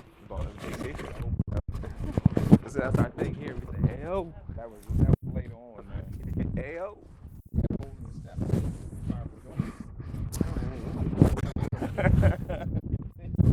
We're recording. Why we always record shit like that? Like, this is a pretty good picture right here. This right here? I should sit down a little bit because you're so damn short, you know? Why you say things like that? You're so fucking short, man. I should sit down there. Well, why do you say stuff like that? Because Why do you have it's to just true, point out how man. short I am? It's just true, man. You get boogies right there. I have to have somebody keep carrying me. You know what I'm saying, you know? I figure like I need a professional person that will follow me around. And like when I get to the end of the street, they're like, no, left. You can do that. You know what? That group Baltimore Core, I'm going to look at them next year. The interns? Yeah, not interns. Amanda's full time with me. It's not an intern. It's a fellowship. And they pay for it. They pay for it. They pay for half of her salary. I pay the other half. But I bet you they can work something out now where you could actually have somebody full time for a year. For a year. Can you imagine how that would be for me? Seriously, I can't keep up. She's booking all my shit for me, my flights. We're going out to LA. She's booking the stuff in Chicago. She's setting up all the doodles, doing all the scheduling. Just like, managing all my stuff down and all that stuff. And she's handling her stuff. was bad. Hmm? Money was bad, but not one not cute. She kind of cute. Not good. Yeah, that good? Not good. I do. Yeah. Tall, ugly. Okay, can you Trans. stand up a little bit? With a lopsided wig.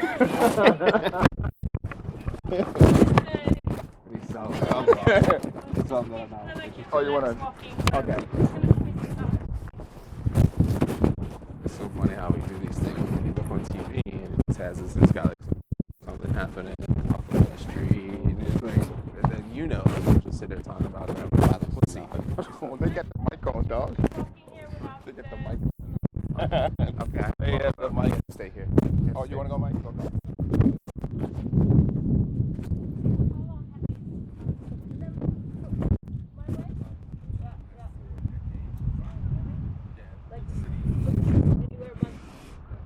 Exactly after, yeah.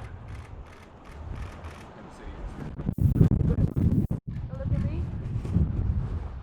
Turn around. Walk the other way and look past me.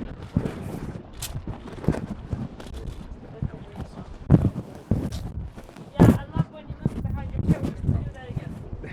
This way. I'm gonna take a lot of photos, so be prepared.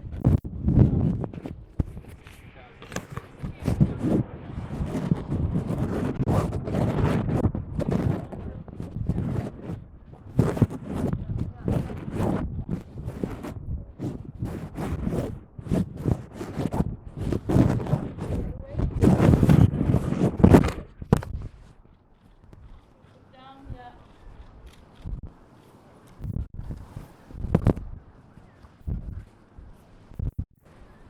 Do without the glasses. You have to get that whole shooting thing. Like, Yeah.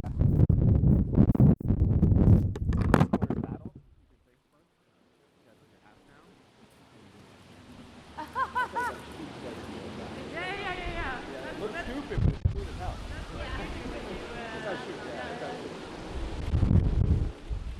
Look behind you. Yes. Back it up. Alone. Yeah. No. Here on the street. Sorry. Oh, the car. This one is like the left. Yeah. Stand there. And look over there. Yeah.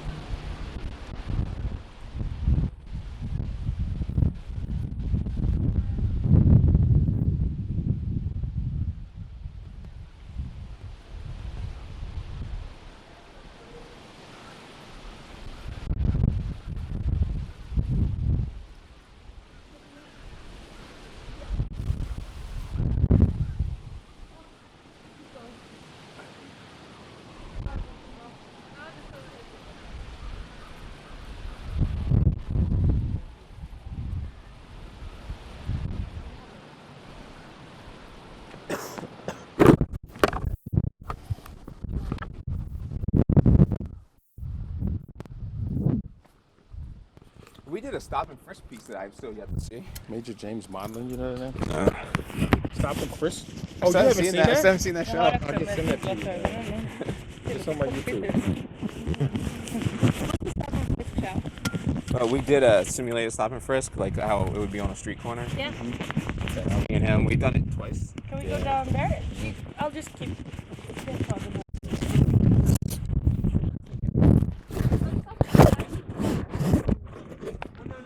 No, that's everywhere. So, yeah, stop and frisk. No. Stop and frisk is a legal thing that's correct when done right. The problem is that we bastardize everything in policing, and we apply it to like everyone. It's more like mass searching. It's not stop and frisk. Stop and frisk is completely legal. Right, but they They turned it into a strategy, which really meant stop everyone you see. Yeah. It didn't have anything to do with an actual legal stop and frisk. I was obsessed with legal stop and frisk as a police officer on the street. So I spent all my time like constantly looking and trying to find it. I've seen it twice. I saw the actual legal standard twice in my my entire career. One was a colostomy bag, and one wasn't actually a gun. So that's tens of thousands, hundreds of thousands of observations. I found 2 legal ones. So when you think that they go around in a city like this, they'll sit there and they'll do hundreds of thousands on Frisk. Maybe 20 of those are legit. Yeah. You turn that camera right out the way, man.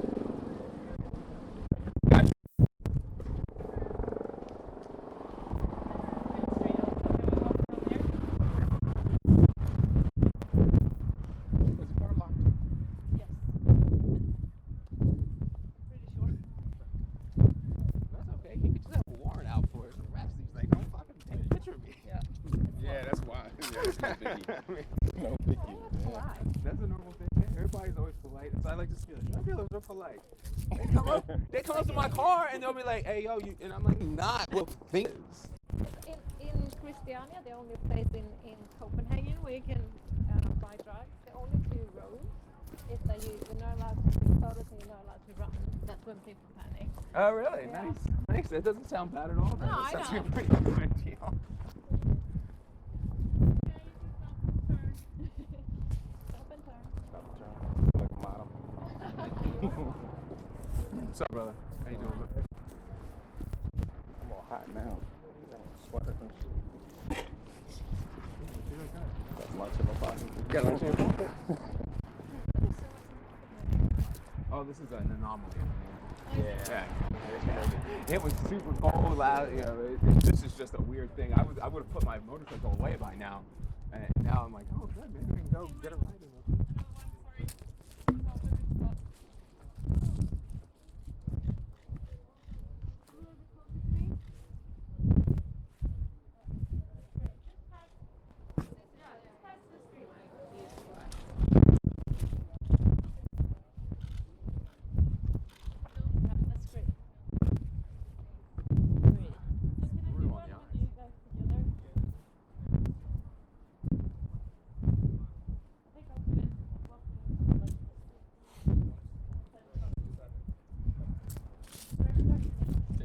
JC, right.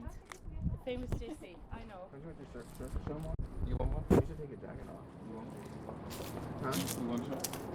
You got a shirt, man? Yeah, but I don't have no money. I don't pay. I'll give you a shirt. Yeah, I was saying, like, I give impoverished people shirts, man. But the ones who complain that they are when they're not, you know? I think you didn't want one going that way? Yeah. If I should take this thing off. I was just told. Put it over your arm, man. It looks cool that way. Looks cool like Yeah, that? you look sophisticated. Do I look like Yeah. that? Yeah, Shades and shit? no, I think I'm good. it keeps you looking street. It gives you more cred. You look scruffy. It really gives You you know? more cred. I don't know what you're talking about. Over to that side, you know where the Where the building is? Is that like in here? Is that what you're talking about? Somewhere else? Okay.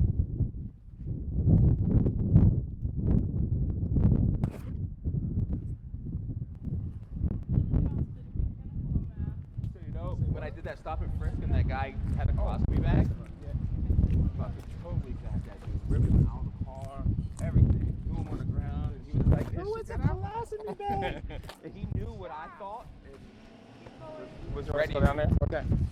He knew what I thought and was ready for it. Those are actually good Air Jordans. Yeah, man. Shit. I gotta find. What size They is got all that? messed up and gross now, but they were good a second Shit. ago. Okay, go back.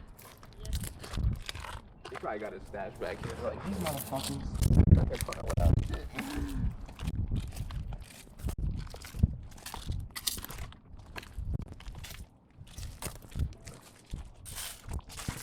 We're gonna find a dead body. No, not found bodies. maybe a You couple might living ones. a stash that you know have to do around. A couple of midgets. In the alley, wasn't it? There's a cat.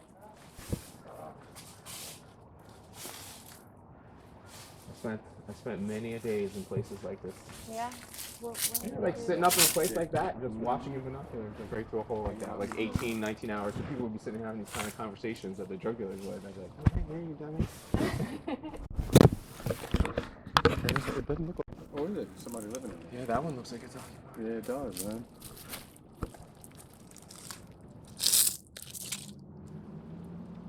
But you know, it's these kind of things. Like the city would never allow this to happen in Mount Washington in an alley. No. But they don't give a shit that it happens here whatsoever. And that's one of the stark things, especially I think about West Baltimore, is after all this, fucking nothing. It's been a year Except now. for the CVS. Yeah. And then That's it. CVS got rebuilt, and Erica also just got like $5 million. That's For good. what? Is she? Yeah. For Devin's program, for the daycare thing she does. Yeah, so that's good. She's good. She's weird. She's fucking weird as shit. I don't know what the fuck it is. She's like Erica Badu or something. Seriously, no, like. But she's a county girl too, so I think Is she? she's not as I you know, got you. ingrained into the city culture. I got you. Yeah, because I'm trying to. I was like, And she runs a daycare over in this area called Penn North, which they redid this school. We were trying to do other bigger projects there, but none of them really came through yet. But they house people, like homeless people. They do training. They have daycare for all the kids, and the daycare is freaking nice. And our friend Devin Allen, the photographer, he does like an identity project program out of there where he gets cameras and teaches the kids how to do photography. So they have like different options, different things to see. Yeah. And he's an awesome dude. Devin? Oh, Devin's Yeah. cool shit. Yeah.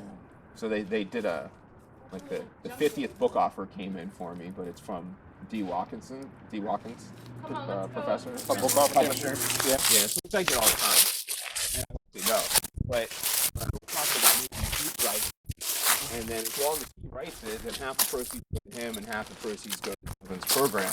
That is because you said no because you don't want to write it? I won't write it, period, because my bias will fuck it up. Okay. So, but and I never want it to be exploitative, which everybody always wants to do the exploitative angle. They want to talk about the bad parts. I don't want to talk about the bad parts. Okay. You know, so D would be the right touch on it. You know, if he wrote it, imagine. I mean, after the drug dealer writing about. He was a drug dealer? Yeah.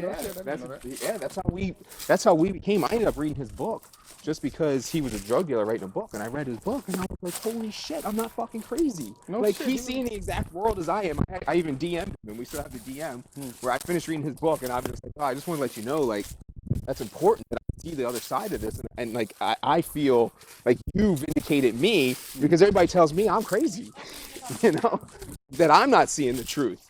And then I hear him tell the story without any bias involved. And he's telling the exact same story. It's just from the drug dealer's perspective. That's it. I feel like that takes a lot of the exploitative stuff. Then he can profit, and Kevin can profit. You know, to continually do that program, I won't get money out of it, and I don't want it that way. One more for you, guys. It was a great stop. Okay. It's like the celebrities, you know? You're not a celebrity right now. Whatever. Can you back up? And He then- will be soon enough.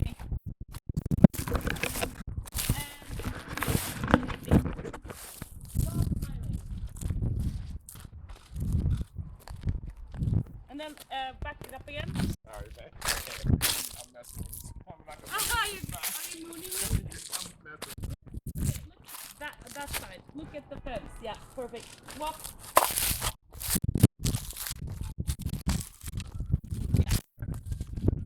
I love how bossy you are. Yep, look at that way. Yep, keep walking. One more, sorry. I told you all I don't like is wasted time.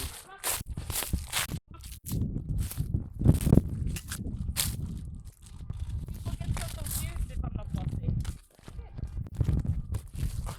Very good. Very good.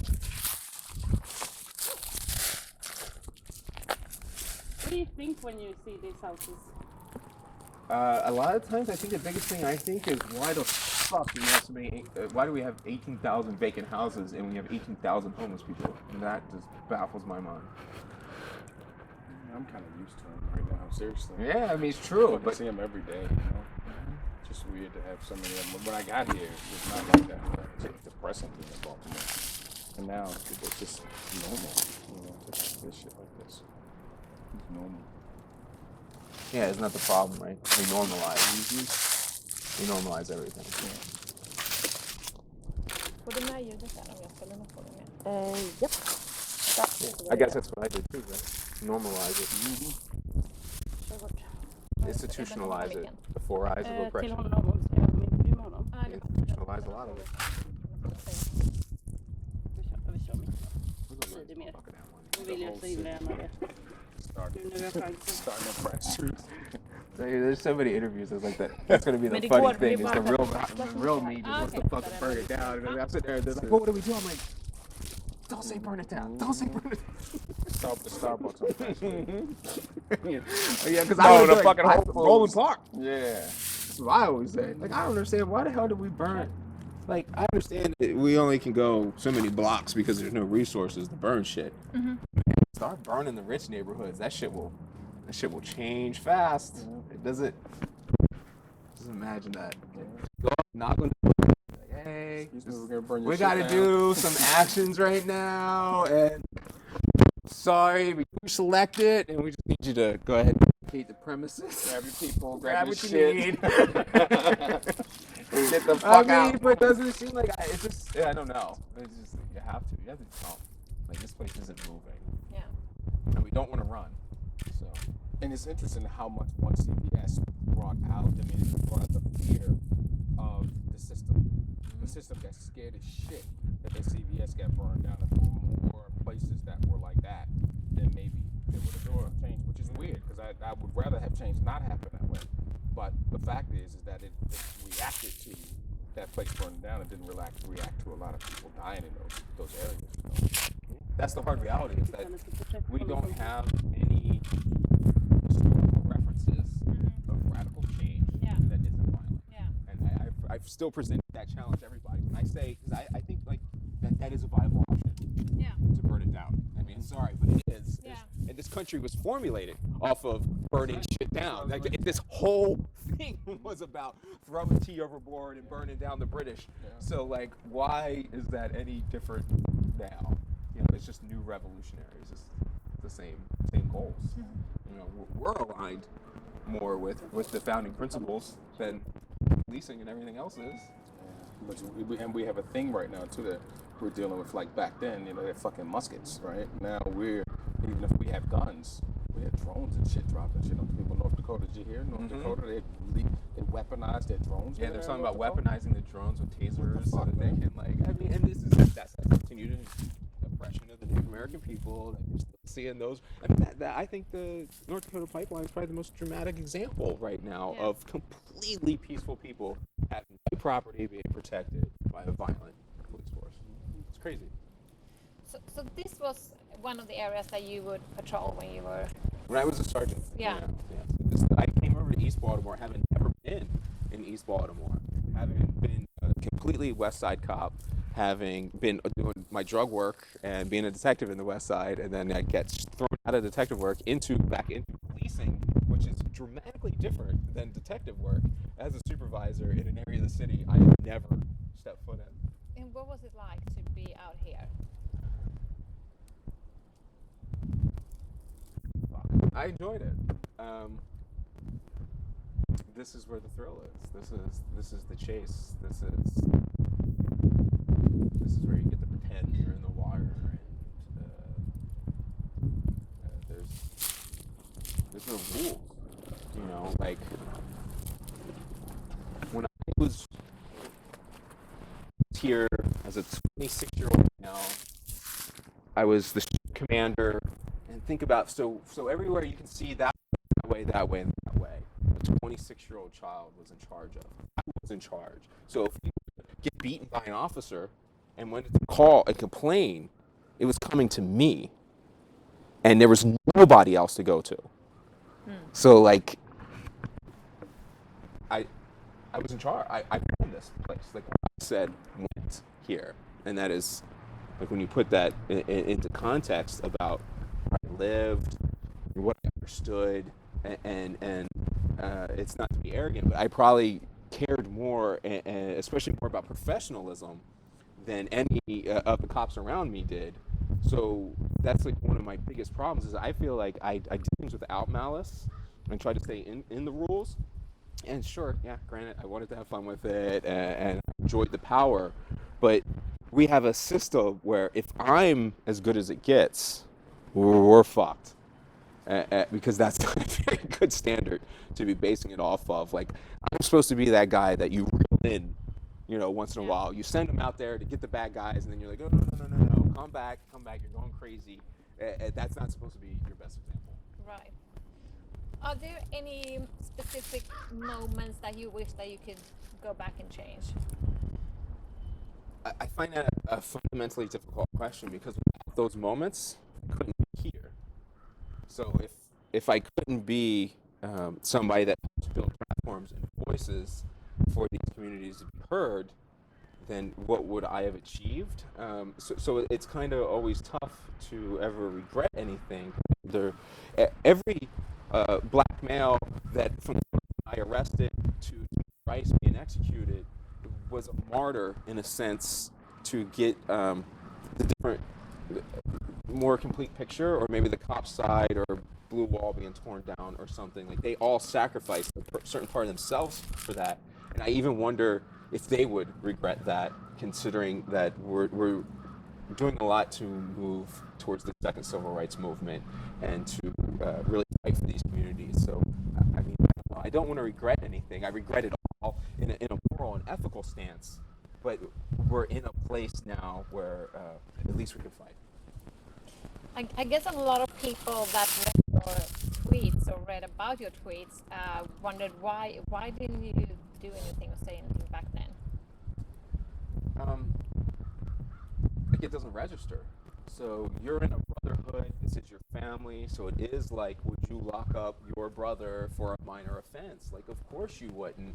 And I mean, to us, it was the point where you didn't even tell mom. You told your other brothers, like, and sisters. So we would, like we were talking about Lieutenant Rice, who played a critical role in killing Freddie Gray.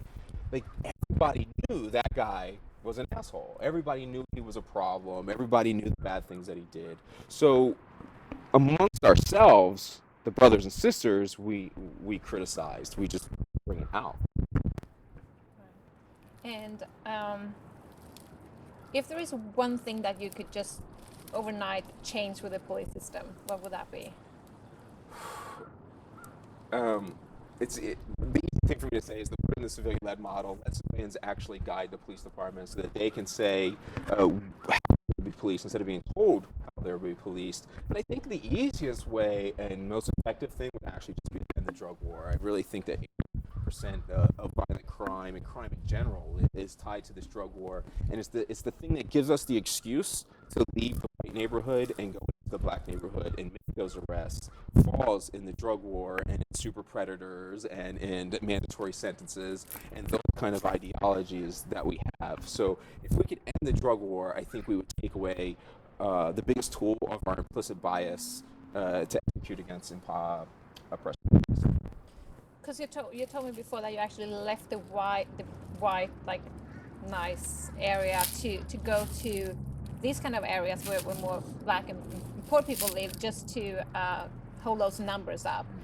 How did that work? Can you explain that? It's relatively simple. We have a society that overcriminalizes everything, and even more so in Baltimore. I think the knife that we like to talk about that Freddie Gray allegedly had is a primary example of this. There are 24 jurisdictions in the state of Maryland, and only one jurisdiction is a spring-assisted pocket knife even illegal, and that's Baltimore. Every other county that's majority white, that's not illegal to carry that knife. Only in Baltimore City is it even illegal to possess that knife. So you have this incredible level of overcriminalization with spitting on the sidewalk, jaywalking, all these things. So in a normal neighborhood, especially like if you go to Park Heights, where I would mainly do that, is there's no crosswalks, and there's blocks 3-4 blocks long without a crosswalk. So yeah, you jaywalk. I mean, you don't even have a legitimate excuse otherwise. You just walk 4 blocks down the street and come back. So, but that's a reason to stop them. Mm-hmm. And so you can search them, and if they have drugs, well, then there you go. You have that drug arrest, which actually looks good. I mean, the police department favors having that drug arrest come in, and you look like a good cop. And what you did was you went to a black neighborhood, found somebody victim to overcriminalization that doesn't have resources to have a car, so they don't have any resources to defend themselves throughout the entire process, and so nothing's going to come of it, and cops don't see the outcomes of their actions. So it's easy for people to fall in going through the path of least resistance. So you went here, and then you had those numbers up, and then you just went back to the white area, if you want to call it that, and you didn't do the same thing to people there, even if you do you think if you would have done the same thing to people in those nicer areas, do you think you would have found the same thing? I don't think I would have finished the paperwork before I was told by a superior to stop what I was doing. That is, I mean, it's kind of a thing that we all know inside of ourselves, that if any law enforcement officer in any country went into the richest neighborhood and tried to flex their muscle, that they're going to get checked real quick. And that is because policing works for an oligarchy of the enforcement wing of the government and a mayor. They don't work for the people. If they work for the people, you would never even face that situation to begin with. But And how do you feel Stanna about här. okay. Så går du till bilen bara. Ah? Du går straight to the car. Could I'm actually wondering if there was something that triggered for me. I'm wondering on the piece, right? So the piece around the regret. That's what my mind has been on. I wanted to let you finish that first. But around the regret piece and couching it in Tamir Rice and people dying, and that's gotten us here to where maybe we can have the next civil rights movement happen, is I think they would actually have a problem with that. I think they would have a problem. It's like, it would be like saying something like sexism had to exist and women had to get raped and women had to get killed for us to get to freeing women. And I don't think that's true. I think what's so is that people along the way have to have some bravery. And I'm going to be very honest with you. Love you, you know that. But at the time, you didn't have it. You didn't have the bravery to call out what people were doing. And because you didn't have the bravery to call out what they were doing, people suffered as a result of it. And there are a lot of other cops who fall into that same bucket. And because now you're having the bravery to call it out, stuff is starting to move. Had you had that bravery then, stuff may have moved then. So I just want to make sure that you're not saying that, or that I'm not. I was saying it, but you're right. You're right. Like, it's not, people they shouldn't have to die for the people who are sworn to protect us. You should be just protecting us just because you said you would. And they shouldn't have to die to prove something. They shouldn't have to and the regret piece. I remember the one time, see, you're like this Marine dude, and you're like this hard motherfucker, on some levels or another. Like, you can distance yourself emotionally from this. And the one time I saw a tear come to your eye was when Boom was talking to you in that piece that we did, that Stop and Frisk piece, man. I was sitting right in front of you, and I was watching your ass. And when he talked to you, man, a little fucking tear came to your eye. Remember the outcomes. That's what We don't see the outcome. And in that, it's like if we have empathy for other people, and not just your boys, because you arrested people for doing much less worse shit than your boys were doing to them. Sure. So they didn't deserve to be protected. They did not deserve that at all. And so that's what I want to just put that in, you were not displaying bravery. You were actually, on some levels, it was just displaying cowardice or nepotism or something, and not protecting the people from some really bad people. Yeah, that's impossible to argue against, and I am couching it, certainly. Yeah. I still protect myself. Yeah. No, I mean, you're right. I don't know. I think you're morally and ethically right. I don't know if I think the only objection, or I guess nuance that I have, is that people like Joey Crystal do that, and they fall on their face every single time. Yeah. And they don't make changes. So Remember we had the car. it's over here. So I would imagine that on an individual level, you're correct, and I'm trying to see it from a bigger influence perspective. So, like, while my lack of bravery affected those individuals, which was a lot of fucking individuals,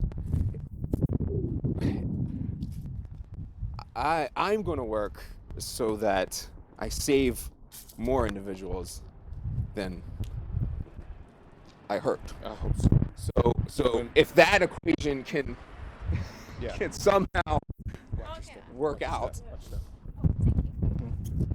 then I guess that's what I couch it in. And I think that's the most criticizable thing about me is the not naming names and the who the fuck am I to say? problem, and being one of the few white faces in this is the constant problems that I have, and I think I have logical explanations for why I am on those things, but the criticisms remain valid as well. Yeah, they do, and they won't go away. You know that. Yeah, I mean they're just there because they're Yeah. valid fucking Yeah, criticisms. You can't shake. They are. Valid criticisms. And it's interesting because for us at one point we were on the side of the line where I was like, fuck Mike. You know, and then we kind of went over that where now I have more respect for you than that fuck you side. You know? And it's still, and the fuck you side still comes up for me. That some, you know, should, it still rises up for me because when you arrest one person, you take a dude and you arrest him for some fucked up drug charge, and he gets put in jail, he loses his job, and then his family loses his house, and his kids It's not just him. and they on food stamps, and then it could affect generations of people just arresting one dude for some fucked up shit. So it has this reverberating effect. And it I don't know if it can ever be made up for, you know, that kind of thing. It And then when you can't. add that to thousands, make it thousands of people, then it becomes this thing where like, damn, you have no idea the impact that you had while you were out there doing It's that stuff. 458 for me. That's a lot. And then think That's how many about people all of arrested. the people. 400. 458 in a matter of about 5 years. Yeah. And so you think about that, and then you think about all of the people who were attached to those people who It's were arrested. exponential. It's fucking crazy, man. It had effects all over the city. And Yeah. so that's the thing. Can you ever really make up for it? No. But that you're fighting and doing some shit is cool, you know. But I don't know if you would have to live probably 10 lifetimes to make up for that shit. Yeah, I mean, It's really I don't true. think it's possible to make up for it, though. I really Yeah. don't think Yeah. that it is. That's a hit that I have to just Yeah. absorb every time it comes. Yeah. Are there any of those 458 that you think more about, or that? Oh, there's one that dominates it. Is a kid named Daniel Taylor from Park Heights neighborhood, where he was he was just a charming kid, and he was selling weed because he needed money, got arrested before. He was young, so it started when he was like a juvenile, and it kept playing out. He kept getting in trouble, and all this kid ever did was sell weed, which is the least harmful substance in the entire planet. You know, so that's what this guy is selling. He's not pressuring anybody. And he ended up getting locked up a bunch of times. So his girlfriend moved out into the county, and parents took her away. So he ended up, and they had a kid. So he ended up needing more money. So he ended up still slinging, and then trying to go see his kid and be able to provide things for his kid. And then the last time we locked him up, that I saw him, we got jumped by the neighborhood because the neighborhood obviously had enough of us arresting people for such minor violations. And we kind of got attacked by it. I take offense to that. And he escaped during that. And an escape is labeled as a crime of violence. So right. now I'm sure he's still in prison because he's got all these lockups, and now he got a crime of violence. Right. And he's a kid that never did a violent action the entire time. Right. But because he said he ran because he wanted to see his kid one last time before he went to jail. And like he didn't hurt anybody when he ran. Nothing ended up except for we lost our $30 pair of handcuffs. It's like his biggest offense that he did during that whole time. And like that's just a life that's gone, and a kid without a father for that drug war. He's like the epitome of the drug war and how we just ruined it for people's lives. You know, I don't even like. I've always been afraid to even find out where he is because like he was soft. I feel like he probably went to jail and. It didn't turn out well Why for him don't in you jail. try to find out what happened to him? I don't want to know. I don't want to know. So maybe that's something for a circle of voices one day in the future. Yeah. It will be interesting. We did that. So that Circles of Voice that we did a mock stop and frisk so people could see what a stop and frisk looks like. So he was pretending to arrest me, and we made it real in the moment. It was when we recorded the whole thing. There was a Dutch crew here, and they brought their cameras into the room while we were doing it, and it was like as real as possible. Like I was pissed. I didn't want him to touch me. Like it was like really. So we did it 2 times, and we promised each other not to do it. Like, we People did it want to here see it, and they in can Philly. look at those videos. Yeah, we did it here and in Philly, and it was really it was good, really good. People in the audience crying and shit, you know, like watching it because they don't know what stop and frisk is. And it's toned down. People I mean, think this is really, stop that's and frisk, toned you know? down still. They think it's like that when it's really just, you know, they fuck people up and stop and frisk. And he had to tone it down because Yeah, I I mean, was, it's toned I down- was that's willing to toned go down still. further than You were willing to he go further than I was willing to go. Yeah. And we had to. He stopped it because I was willing to just go let people really see what it looks like, and what they saw still got him. He got to the point where he was about to. He was gonna go on the ground. Seriously. So I was like, realistically, right now the scenario is facing for you, so I don't know. I don't know how to proceed at this point because I want to answer. Piece was good though, man. It's like I'll send it to you. It's one of those things I probably don't want to see. I haven't watched any of them. I It's haven't on watched any YouTube. of the Stop It First. Yeah, it's on YouTube, but I haven't launched it. It's in my YouTube, so I'll send it to you so you can see it privately. But it's good. It's good. Yeah. All right. Are we ready to go yet? You ready? I gotta get home eventually. We do this quick. Oh yeah, we're gonna do that here. Okay, so I'm just gonna ask you a couple more. Vad behöver vi mer? Vi behöver... Kör de frågorna som du vill göra med micken. Så alltså, som du vill. Sounded like Som du vill, tycker är viktiga liksom. Ska du inte Fråga. fråga? Alltså, det där med att de typ, du vet det som du berättade om när de, sorry I'm just gonna take this in Swedish. Men du vet det som du berättade om att de gjorde. Ska man fråga om det? Ja, vill du ha det? Det är ju helt sjukt, det är ju jättefascinerande tycker jag. Kommer man fråga det? Här tycker jag är jättebra att det står i alla fall.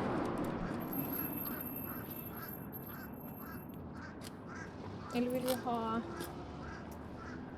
We're just thinking what questions Yeah, to use. because we have some from where we were talking before, so I'm just thinking what we're gonna... what else we need for this.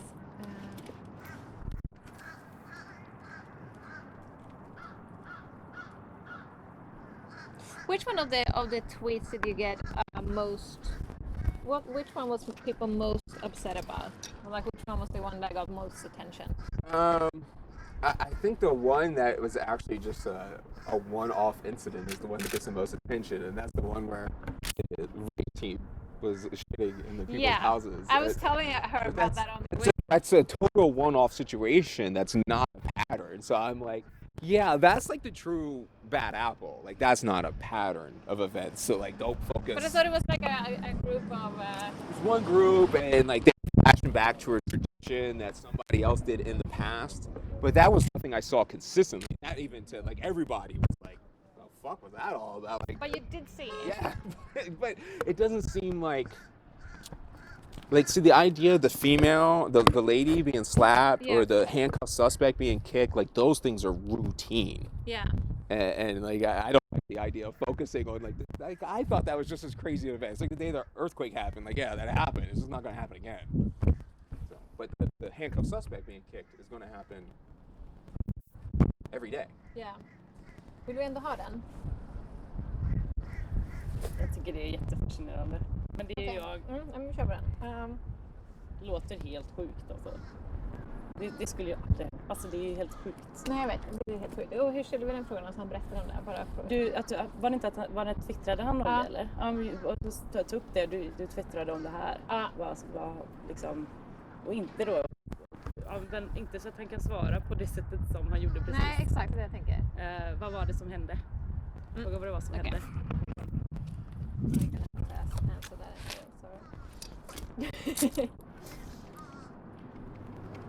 Ready? Sit. Perfect. Yes. Okay, stand a little bit. Så får du här. Så får jag tillbaka. Så står hans kompis. Bra.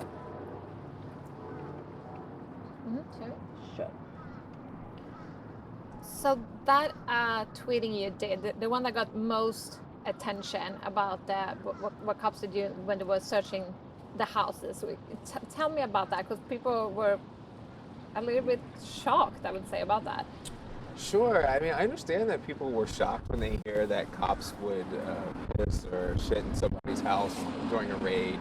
But I really wonder why they're kind of so surprised. We know that policing is like this frat house and this brotherhood, and it's kind of like a bunch of drunk guys being alpha males, and that's almost something you would expect from a bunch of immature alpha males to do during a raid. But what happened with that was we get detailed out to different raids. So you kind of, even in policing, you get into a bit of a groupthink and bubbles with who you hang out with. And being that I was in a major case squad, I was around people that were largely trying to just do the job the way it was supposed to be done. And doing these raids, you end up going with other units that aren't necessarily as subscribing to the same type of goals. And we were assisting other units in doing mass raids, and we went into the room, and they had shit in a tree. Like, it wasn't like a flower, it was a flower pot, but it like had a tree in it, the kinds that stand up in the corner. And they pissed on the bed, and it was like, why is this happening? Like, I don't understand. And it was, I don't know, I feel like those things, you were in so much shock. Like, maybe I wasn't as much shock as the people that retweeted that tweet a lot and were in shock, and maybe you're trying to ask me to process it when I'm not sure I ever processed why such a thing would occur. You know, it's ridiculous. But it really, I guess it comes down to the disrespect of the black community and the occupation, that nobody cares about the body or their possessions or what will happen in the end. And I mean, I don't know. That's where there's things that you look back and you're ashamed of for not saying anything about. But I don't know. Even now, talking about it, I feel like what would I have said? And like, people probably wouldn't have believed me or anything. Like, I don't know. It was a ridiculous situation. And tell me, you told me before about this boy or this young man that you arrested, and you still think about what happened to him, or you tell me about that guy and what happened. So we're talking about Mr. Taylor. He grew up in just south of the Park Heights neighborhood near Mondawmin Mall, and sold marijuana to passerbys from that area in small quantities, trying to make a living, trying to provide, like, literally diapers for his young child. And it seemed to me like every time I talked to him, this is all he cared about, was making some money in any which way he could to get resources for his child and to be there for his girlfriend. Like, he was dedicated to his girlfriend. He wanted to get married one day. He knew he needed money to do that, and just couldn't get anywhere in life. And we just kept focusing on that area. So he was always caught up in our net, watching him deal. And maybe it was about the fourth time we arrested him for drug dealing. Knew he was going to be in trouble for a while as things continued to progress into the legal system for him, because each time we arrested him, he ends up with less resources. So when you have less resources, then even your crimes become more difficult to commit. So if you want to sell drugs and you don't have resources, well, you're standing on the corner where the cops are already looking. Now, if you're the white kid in the county who actually sells more drugs, and there are more drug dealers that look like that, they drive beat up Hondas, and they have a book bag, and they have resources. So even our implicit biases and our system that's set up to take resources away from oppressed communities ends up making it so that we focus on them more, and they can't even get out of their holes, because each time we say you need more resources, you need a ladder to get out of this hole, we throw them into the hole, we pull up the ladder, and go, why aren't you getting out of the hole? So he was caught in that cycle, and the last time the neighborhood was fed up with him being in that cycle, we got, I don't want to say ambushed, but we got heavy resistance from the neighborhood about taking him to prison, and when that distracted us, he escaped. And he escaped so he could go see his daughter one last time, because he knew he was going to jail for quite a while. And that escape charge ended up buying him a crime of violence. And now this kid, he's not a kid anymore for sure, but Mr. Taylor, like, he was a good kid. Like, if you had met him, he was just one of those people that you would say, this is a good kid, like, trying to do the right thing. You wanted to help him, and you felt for him. But yet with that crime of violence charge, that's it. He's going to get a big sentence now. Now he's seen as a violent offender. So now when we see non-violent offenders in prison, and we make this big deal about how many non-violent prison offenders are, the violent ones that we classify as violent offenders, sometimes they're there for things like Mr. Taylor was, where it is not, there's absolutely no violence at all. He opened up a car door and walked, or I'm sure he ran. But so that ends up being considered a crime of violence through our over-criminalization, and now Daniel's gone, and I've been afraid the whole time to ever even look and see what happened to him. And I think earlier JC was kind of checking me a bit, which is accurate, in that if you don't evaluate what these outcomes are, you can't honestly evaluate the action from the beginning, and cops are blinded from the outcomes. And even now, I'm intentionally keeping myself blind to that outcome. And what happened to him? Could that have happened to a white guy? In America, it can't happen to a white guy for the most part. We're starting to see more of that, and I think we will see more of that because the us versus them in modern policing has expanded to include more groups other than just black males. Now we have factors. You have being a woman, you have being trans, you have being brown, you have being Muslim. So we have a lot of factors that come in that are going to continue to feed these implicit biases of our society. But the way you were working back then when you were in up, would that have happened to a white guy in that kind of area? No, there's zero chance of it because even like the odds of a white kid just being out there because society hasn't put them into that situation are even worse. If he was a white kid in that situation on that same corner, yeah, I think he's going to go to jail just like everybody else. The thing is our society doesn't put them on those corners and with those police departments because we can separate this. So one thing that gets mixed up a lot is we have homogenous societies and we have heterogeneous cities around here. So throughout America, when you have a hyper-segregated city like Milwaukee, Baltimore, or Chicago, you see white cops killing a minority from our society, oppressed members of our community at this alarming rate, 4 or 5 times what they would shoot anybody else. Then you can go into heterogeneous societies like Austin, Texas, where they like to praise them for their shooting of civilians being somehow equally distributed among races. But when you have societies that mix, if I have my shirt off and everybody sees my tattoos and you get a call for a Latino male that just robbed a store, well, I'm easily going to go down as a Latino male, and if you shoot me, that official stat says that it's a white male. So that data is really hard to look at and pull anything from. But we can go to poor communities in West Virginia that have all the underlying factors of the communities here, but their police departments do not treat them like they do here. So sure, there's a class aspect, sure, there's a geography aspect, but the overwhelming aspect.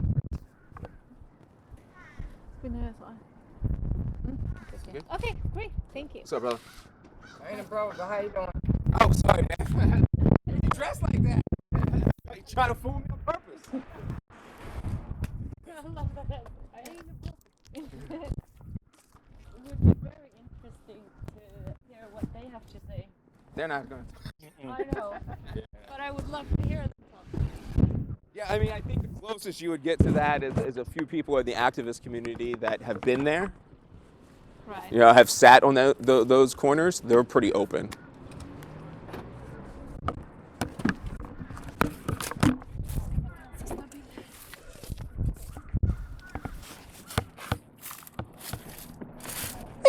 These conversations are never easy to deal with. I know. Yep. I would actually suggest that you track the dude down, man. I know. I know the right thing to do. Mm-hmm. Do it, man. Seriously. I hear you. I think it could open you up, man. I hear you. See, still scared and shit. I know. What the fuck is up, man? Even if he's there, I should You go see him. pom-pom, man. You're not supposed to be scared. Yeah, I should go see him. You I should hear go you. see him, man. Talk to the dude, man. I don't know. We'll try to hunt him down. Yeah, it'd be good, man. I'll go with you if you want. I think we should bring him somewhere if we can. I'll go with you if you want, man. For real. I'm not fucking around. Okay. Yeah. Daniel Taylor. Daniel Taylor. Seriously, Gotta man, figure out where he is. I will go with you, man. It'll be an interesting thing to do. I think it actually could enhance your activism, man. I don't know if I want anymore. I'm trying to hide so often. Empathy, man. The empathy level thing, man. Like, really, Why do you think I'm a pothead, man? Trying to drown out the empathy. Yeah, I know. You ready? I was ready a long time ago. They dragged me out longer than I wanted. 32, man. I got shit to do. I know, that's what I'm saying. They dragging me longer than I wanted to. Went up to Micah, man. They Got want me to sucking come in me there. from the beginning. She planned it that way. They got some students, man, on since freshman Jag year. hoppas det, men vill du slippa? Nej. Uniform? I was a little better with it, just from being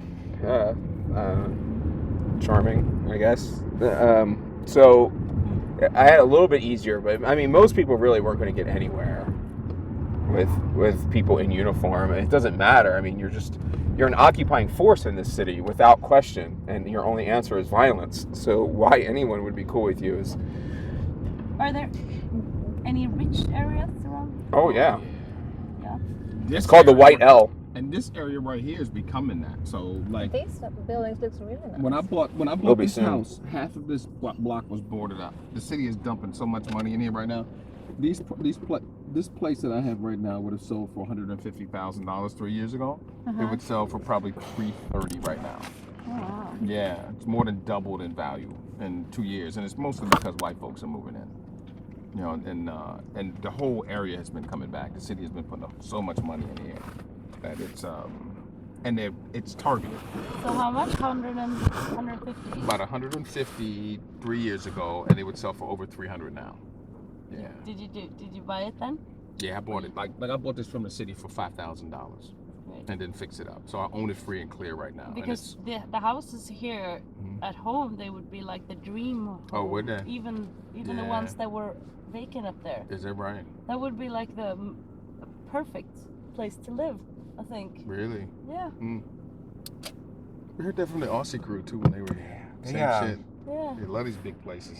Yeah. I don't know. They would There never would be never be vacant any. home. No, in Stockholm there would never be any vacant In a homes. city that would No. never happen. Yeah, which is weird because Wait till they go up to Mount Washington or Roland Park. Have you not Good seen? God. Have you not seen other areas of the city that are really, really nice? Like Roland Park is like that way, like I've never a been to mile, There's not a house there under 5 million. Beautiful, and they're huge, and some of them are like single family homes, and they're just like incredible. They have private schools and Whole Foods and Starbucks and all kinds of shit. yeah. And it's not far away. It's like 5 minutes that way. You know, it's like, yeah. It's, The area How where I old was is your working, daughter? millions and 21. millions of dollar houses. But how was it? She grew up there. Everything's No, super she grew up in nice DC. and Oh, okay. yeah, so she was Tons when I and moved tons of here. money. She was going to go Wow. off to college. No, She this is just the finished first time college I'm now. in Baltimore. So, but she's living here now? So this She's is the just back from anomaly. college, so she's here for This a is little like What bit. is just two studying? pockets. International. Main She's pockets. finished. She studied international That they've development. She graduated from redlined. UCLA, and so she's back. And she's privileged. You think She's you're gonna nice. stay We in didn't grow up Baltimore? in the hood. No, I no grew up in the chance. hood. She did. No? Yeah. I'll So, be So what probably has go to the what West has Coast. changed you It's growing a up? bit of in a the- different environment over there to begin Yeah. with. What much has more changed liberal. me? Yeah. Say more. What, Even no, though yes. this is liberal. how are you Well, I mean, I'm different applied from in people Oakland right not now, growing so I up would in take the- that. But I know the almost From that compare it experience. to I like know the Bay Area experience. and South. Yeah. I think I'm more. It's a connected different to environment over there. Like being what in we LA do is when a we have totally stuff. different Yeah. environment. You know what people do when they're Yeah, middle LA is class and nice. up. Yeah, it's like Yeah. I Yeah. can do Oh, this. Lord. It's When I come out on the beach, I'm like, It's oh, horrible hang on, in I'm the world. supposed Did to you be do on the crime beach. when you grew up in the hood as Beach well? bum. Oh hell yeah. What did you do? Mostly my shit was low level shit, like break into people's cars and take shit out of their cars, you know, like CBs and CVs, like CVs, The thing, the radios and shit. That happened to me in Did Sweden you? like a year ago, and it was Did it was broken. So the whose thing. radio did you take? No, I. But it's Okay. like, okay, so is growing up in the hood, was there any way to not do that? There were some people who didn't do it, but they were isolated. Like their mamas didn't let them out the house, you know, kind of shit. You know, they took them out of their home and they drove them to a private school or some shit. But if you were in the neighborhood, if Yeah. you were in it, Yeah. you were involved in something. It may not have been exactly that, but it was something for the most part. And then- why? Why? because it's just the way that it is, you know. You just get influenced to do that shit, and most people don't have shit. You know, you don't have shit. You know, We were always up to something in a Yeah. poor white neighborhood. Yeah, man, fuck that. You know, it's excitement. You know, we didn't have Yeah, Wii's you don't have and anything to Nintendos do, and yeah. shit. We did some shit like that. You know. So and- you did worse things than what you were asked to do before. Oh God, yeah. It's just I would never be caught. Yeah. Nobody would ever look at me. Yeah. Like I can do it now, I can walk down the street with a pound of weed in my backpack, up and down the street. I'm never going to get stopped. Yeah. Like if I wanted to rob a store or something, I'd take Mike with me, let him rob the store, and let them follow me around. Seriously, I was like, Mike, you go get everything, man. I'll go over here, and then And we'll then- follow then- my ass, and then we come out, we split the shit. Let me Yeah, plot you now. could be a good team. Seriously. That's what it But is. that experience of growing up in a rough neighborhood and also being part of the black community, that's something that no white person will ever understand, even though they grew up in it. They won't understand the racial aspect of it, but there are poor white people in this country too going through shit. But they won't understand the racial aspect of it, which multiplies it like 100 times when you add race on top of it. So what's the worst you've been through as a racial? You know, I've actually been fortunate that I haven't been through much. Yeah. You know, I had some people in my life when I was younger, even when I was poor, who were really good to me. There was a woman lived next door to me. Her name was Miss Morris. She was a little tiny little lady. I bet she was no taller than 4'2". Miss Morris, like 4'2", and this lady would invite me over to her house, and she would tell me, "Don't hang out with that person, and she would feed me till I felt like I was gonna pop. And I'm 55 right now, and I still carry the lessons that she taught me when I was a little boy. Like what? Like, don't hang out with that motherfucker, that one. I still see him, you know, like, and just really, she was empathetic to me when she didn't have to be. She loved me when she didn't have to, you know, and so that's what I think. I had people in my life who showed me something different than what I was seeing every day. But people growing up in that area, like, for example, in Sweden, the areas that are poor, when you ask them what do you want to be, it's like they almost don't even think about it. Yeah. Do you know what I mean? Yeah, because it's a privilege to think about it. When you worry about the next meal, when you're worried about the next meal that you're gonna have. But is it that rough that you worry about the next meal? Oh fuck yeah. There were times when I was little. There were 6 of us, and my father died when I was 5. And so my mother raised us, and so there were times when we struggled like shit. There were times when I remember not having a lot to eat, and so when you're worrying about the next sandwich that's going to be in front of you, you're not thinking these lofty thoughts like I want to be a doctor or an engineer or go out in space and shit. You're thinking, where the fuck is the beef, you know? And so that a lot of people in impoverished circumstances, they're thinking about how am I going to keep a roof over my head? How am I going to, you know, how am I going to get through? I got an eviction notice on my door, and they're going to come to put me out of my home with my children tomorrow. What am I going to do? They don't think about going to college. Fuck college. Like, I have to feed myself tomorrow. It's like the base level stuff that people are missing. And when they're missing that stuff, they can't think lofty thoughts. That people can even go to college. They're privileged. They're fucking privileged to go to college and to think that their life could be something different than what it is. It's Maslow's hierarchy. Yeah. This is long established human nature. Exactly. And like now I have a master's degree, and like my daughter graduated, you know, honors from UCLA, and You must be so proud. I'm very proud. But it's like, but what gave me the possibility for thinking lofty ideas was having people around me to point me out, to say, here's some resources right here, here's some stuff. Yeah, I do a lot of work here. Yeah. So so it's really, until we give people the opportunity to, until we take care of the base shit that people need, we can't blame them for not thinking these loftier thoughts about what their life could be, you know? But why were you, well, like, for example, why were your parents poor?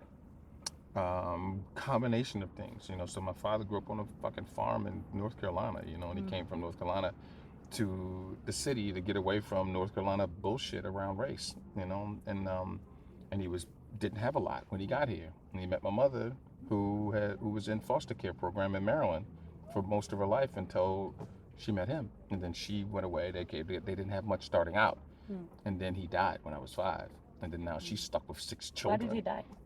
He combination of things, but he died because he drank too damn much, and I can understand why he did, you know. So everything, it's almost like everything starts with the racial. Here in America, Yeah. everything starts and ends with it. It's founded on it. It's Built by ends with it here. Like So weird. The White House was built by slaves. Exactly. Yeah.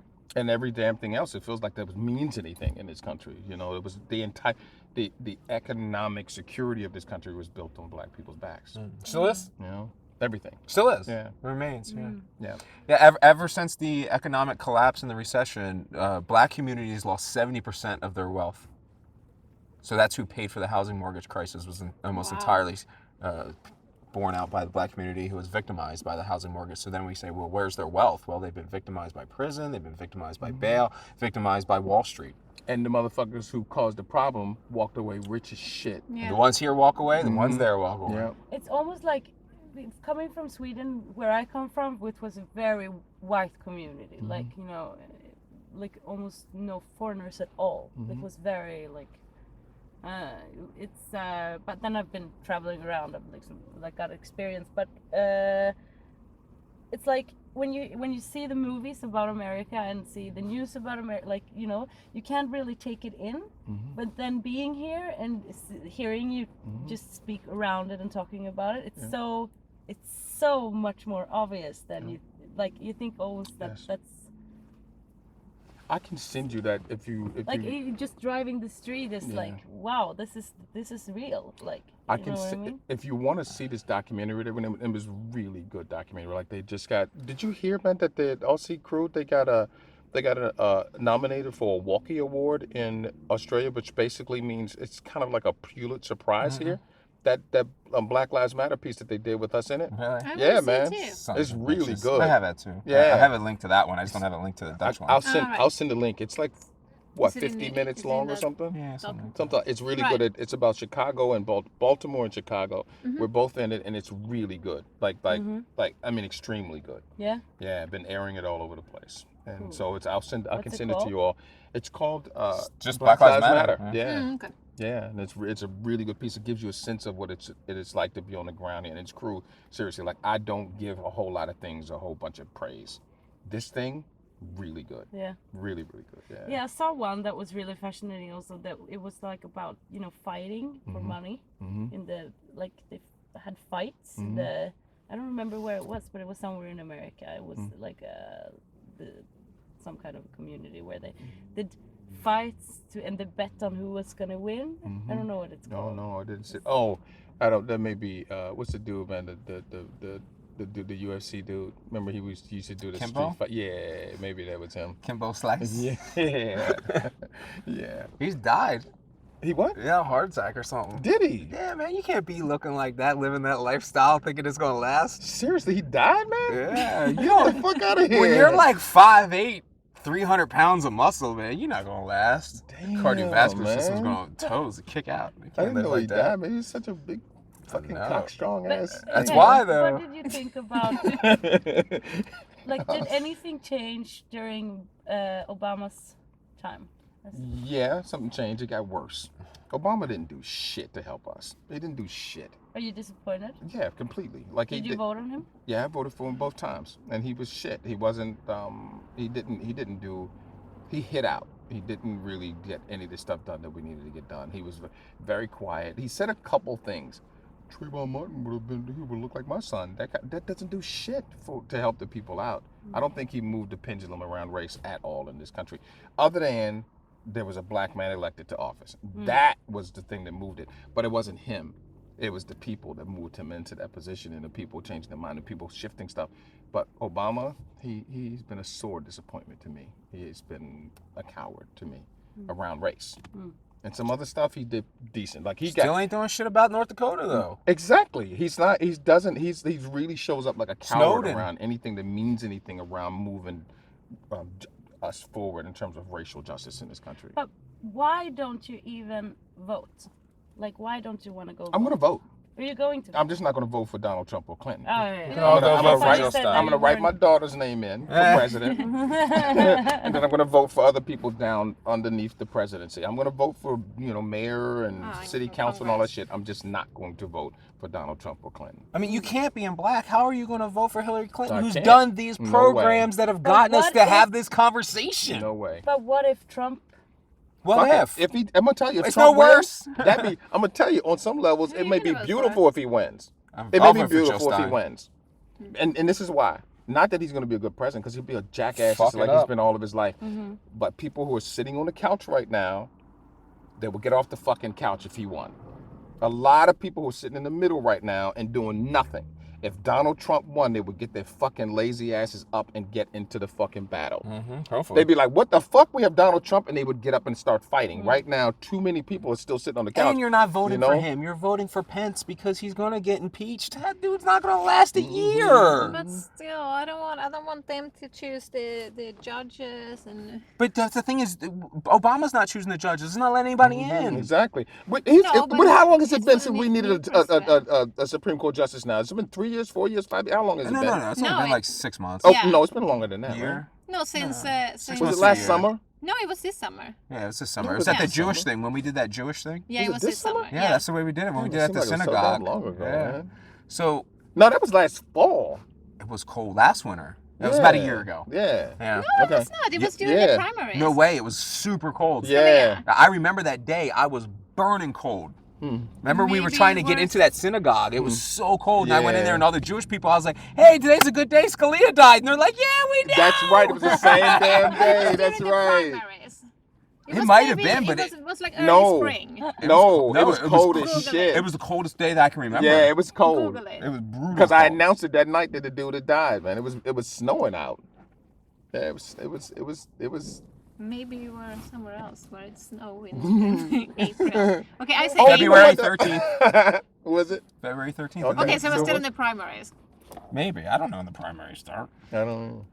Okay, so We're Americans. We don't know this. I went to all the primary debates and all the everything. Well, I mean, we like to say that it's like, but you already had Scalia. He's going to put somebody in worse than Scalia? Of this? Because No, Did you I guys need to have get to this take on my a picture camera. of me and I don't have this. Ann-Sofie? We've already Ann-Sofie survived with all this stuff. Byline har vi glömt. And we can ju köra till Take a picture of this, man, and send it to me because I need to get one of these things. Eftersom jag är på I don't have my plats phone härifrån with så me. kanske vi ska ha en. Okay, so we I have to get my ass home. You guys have already suckered me long enough. Sorry. Picture. I'm trying. what are you doing? He wants one. I need one of these things. Oh, they're really expensive though. Are they? But Steal it. Steal it? Yeah. All right. Turn your head. Turn your head. I get it. All right. Okay, so let's take All right, pictures, then we're let's gonna drive home. Okay. Then we're gonna get you home. Let Mike Don't you drive, worry. then y'all can hang out the We're gonna windows get you and shit. home. Safe and in time. Oops, my cup. See, my favorite cup. Too late for that. So now you have You haven't cared about on time. to take a picture of us. So now you have to chat.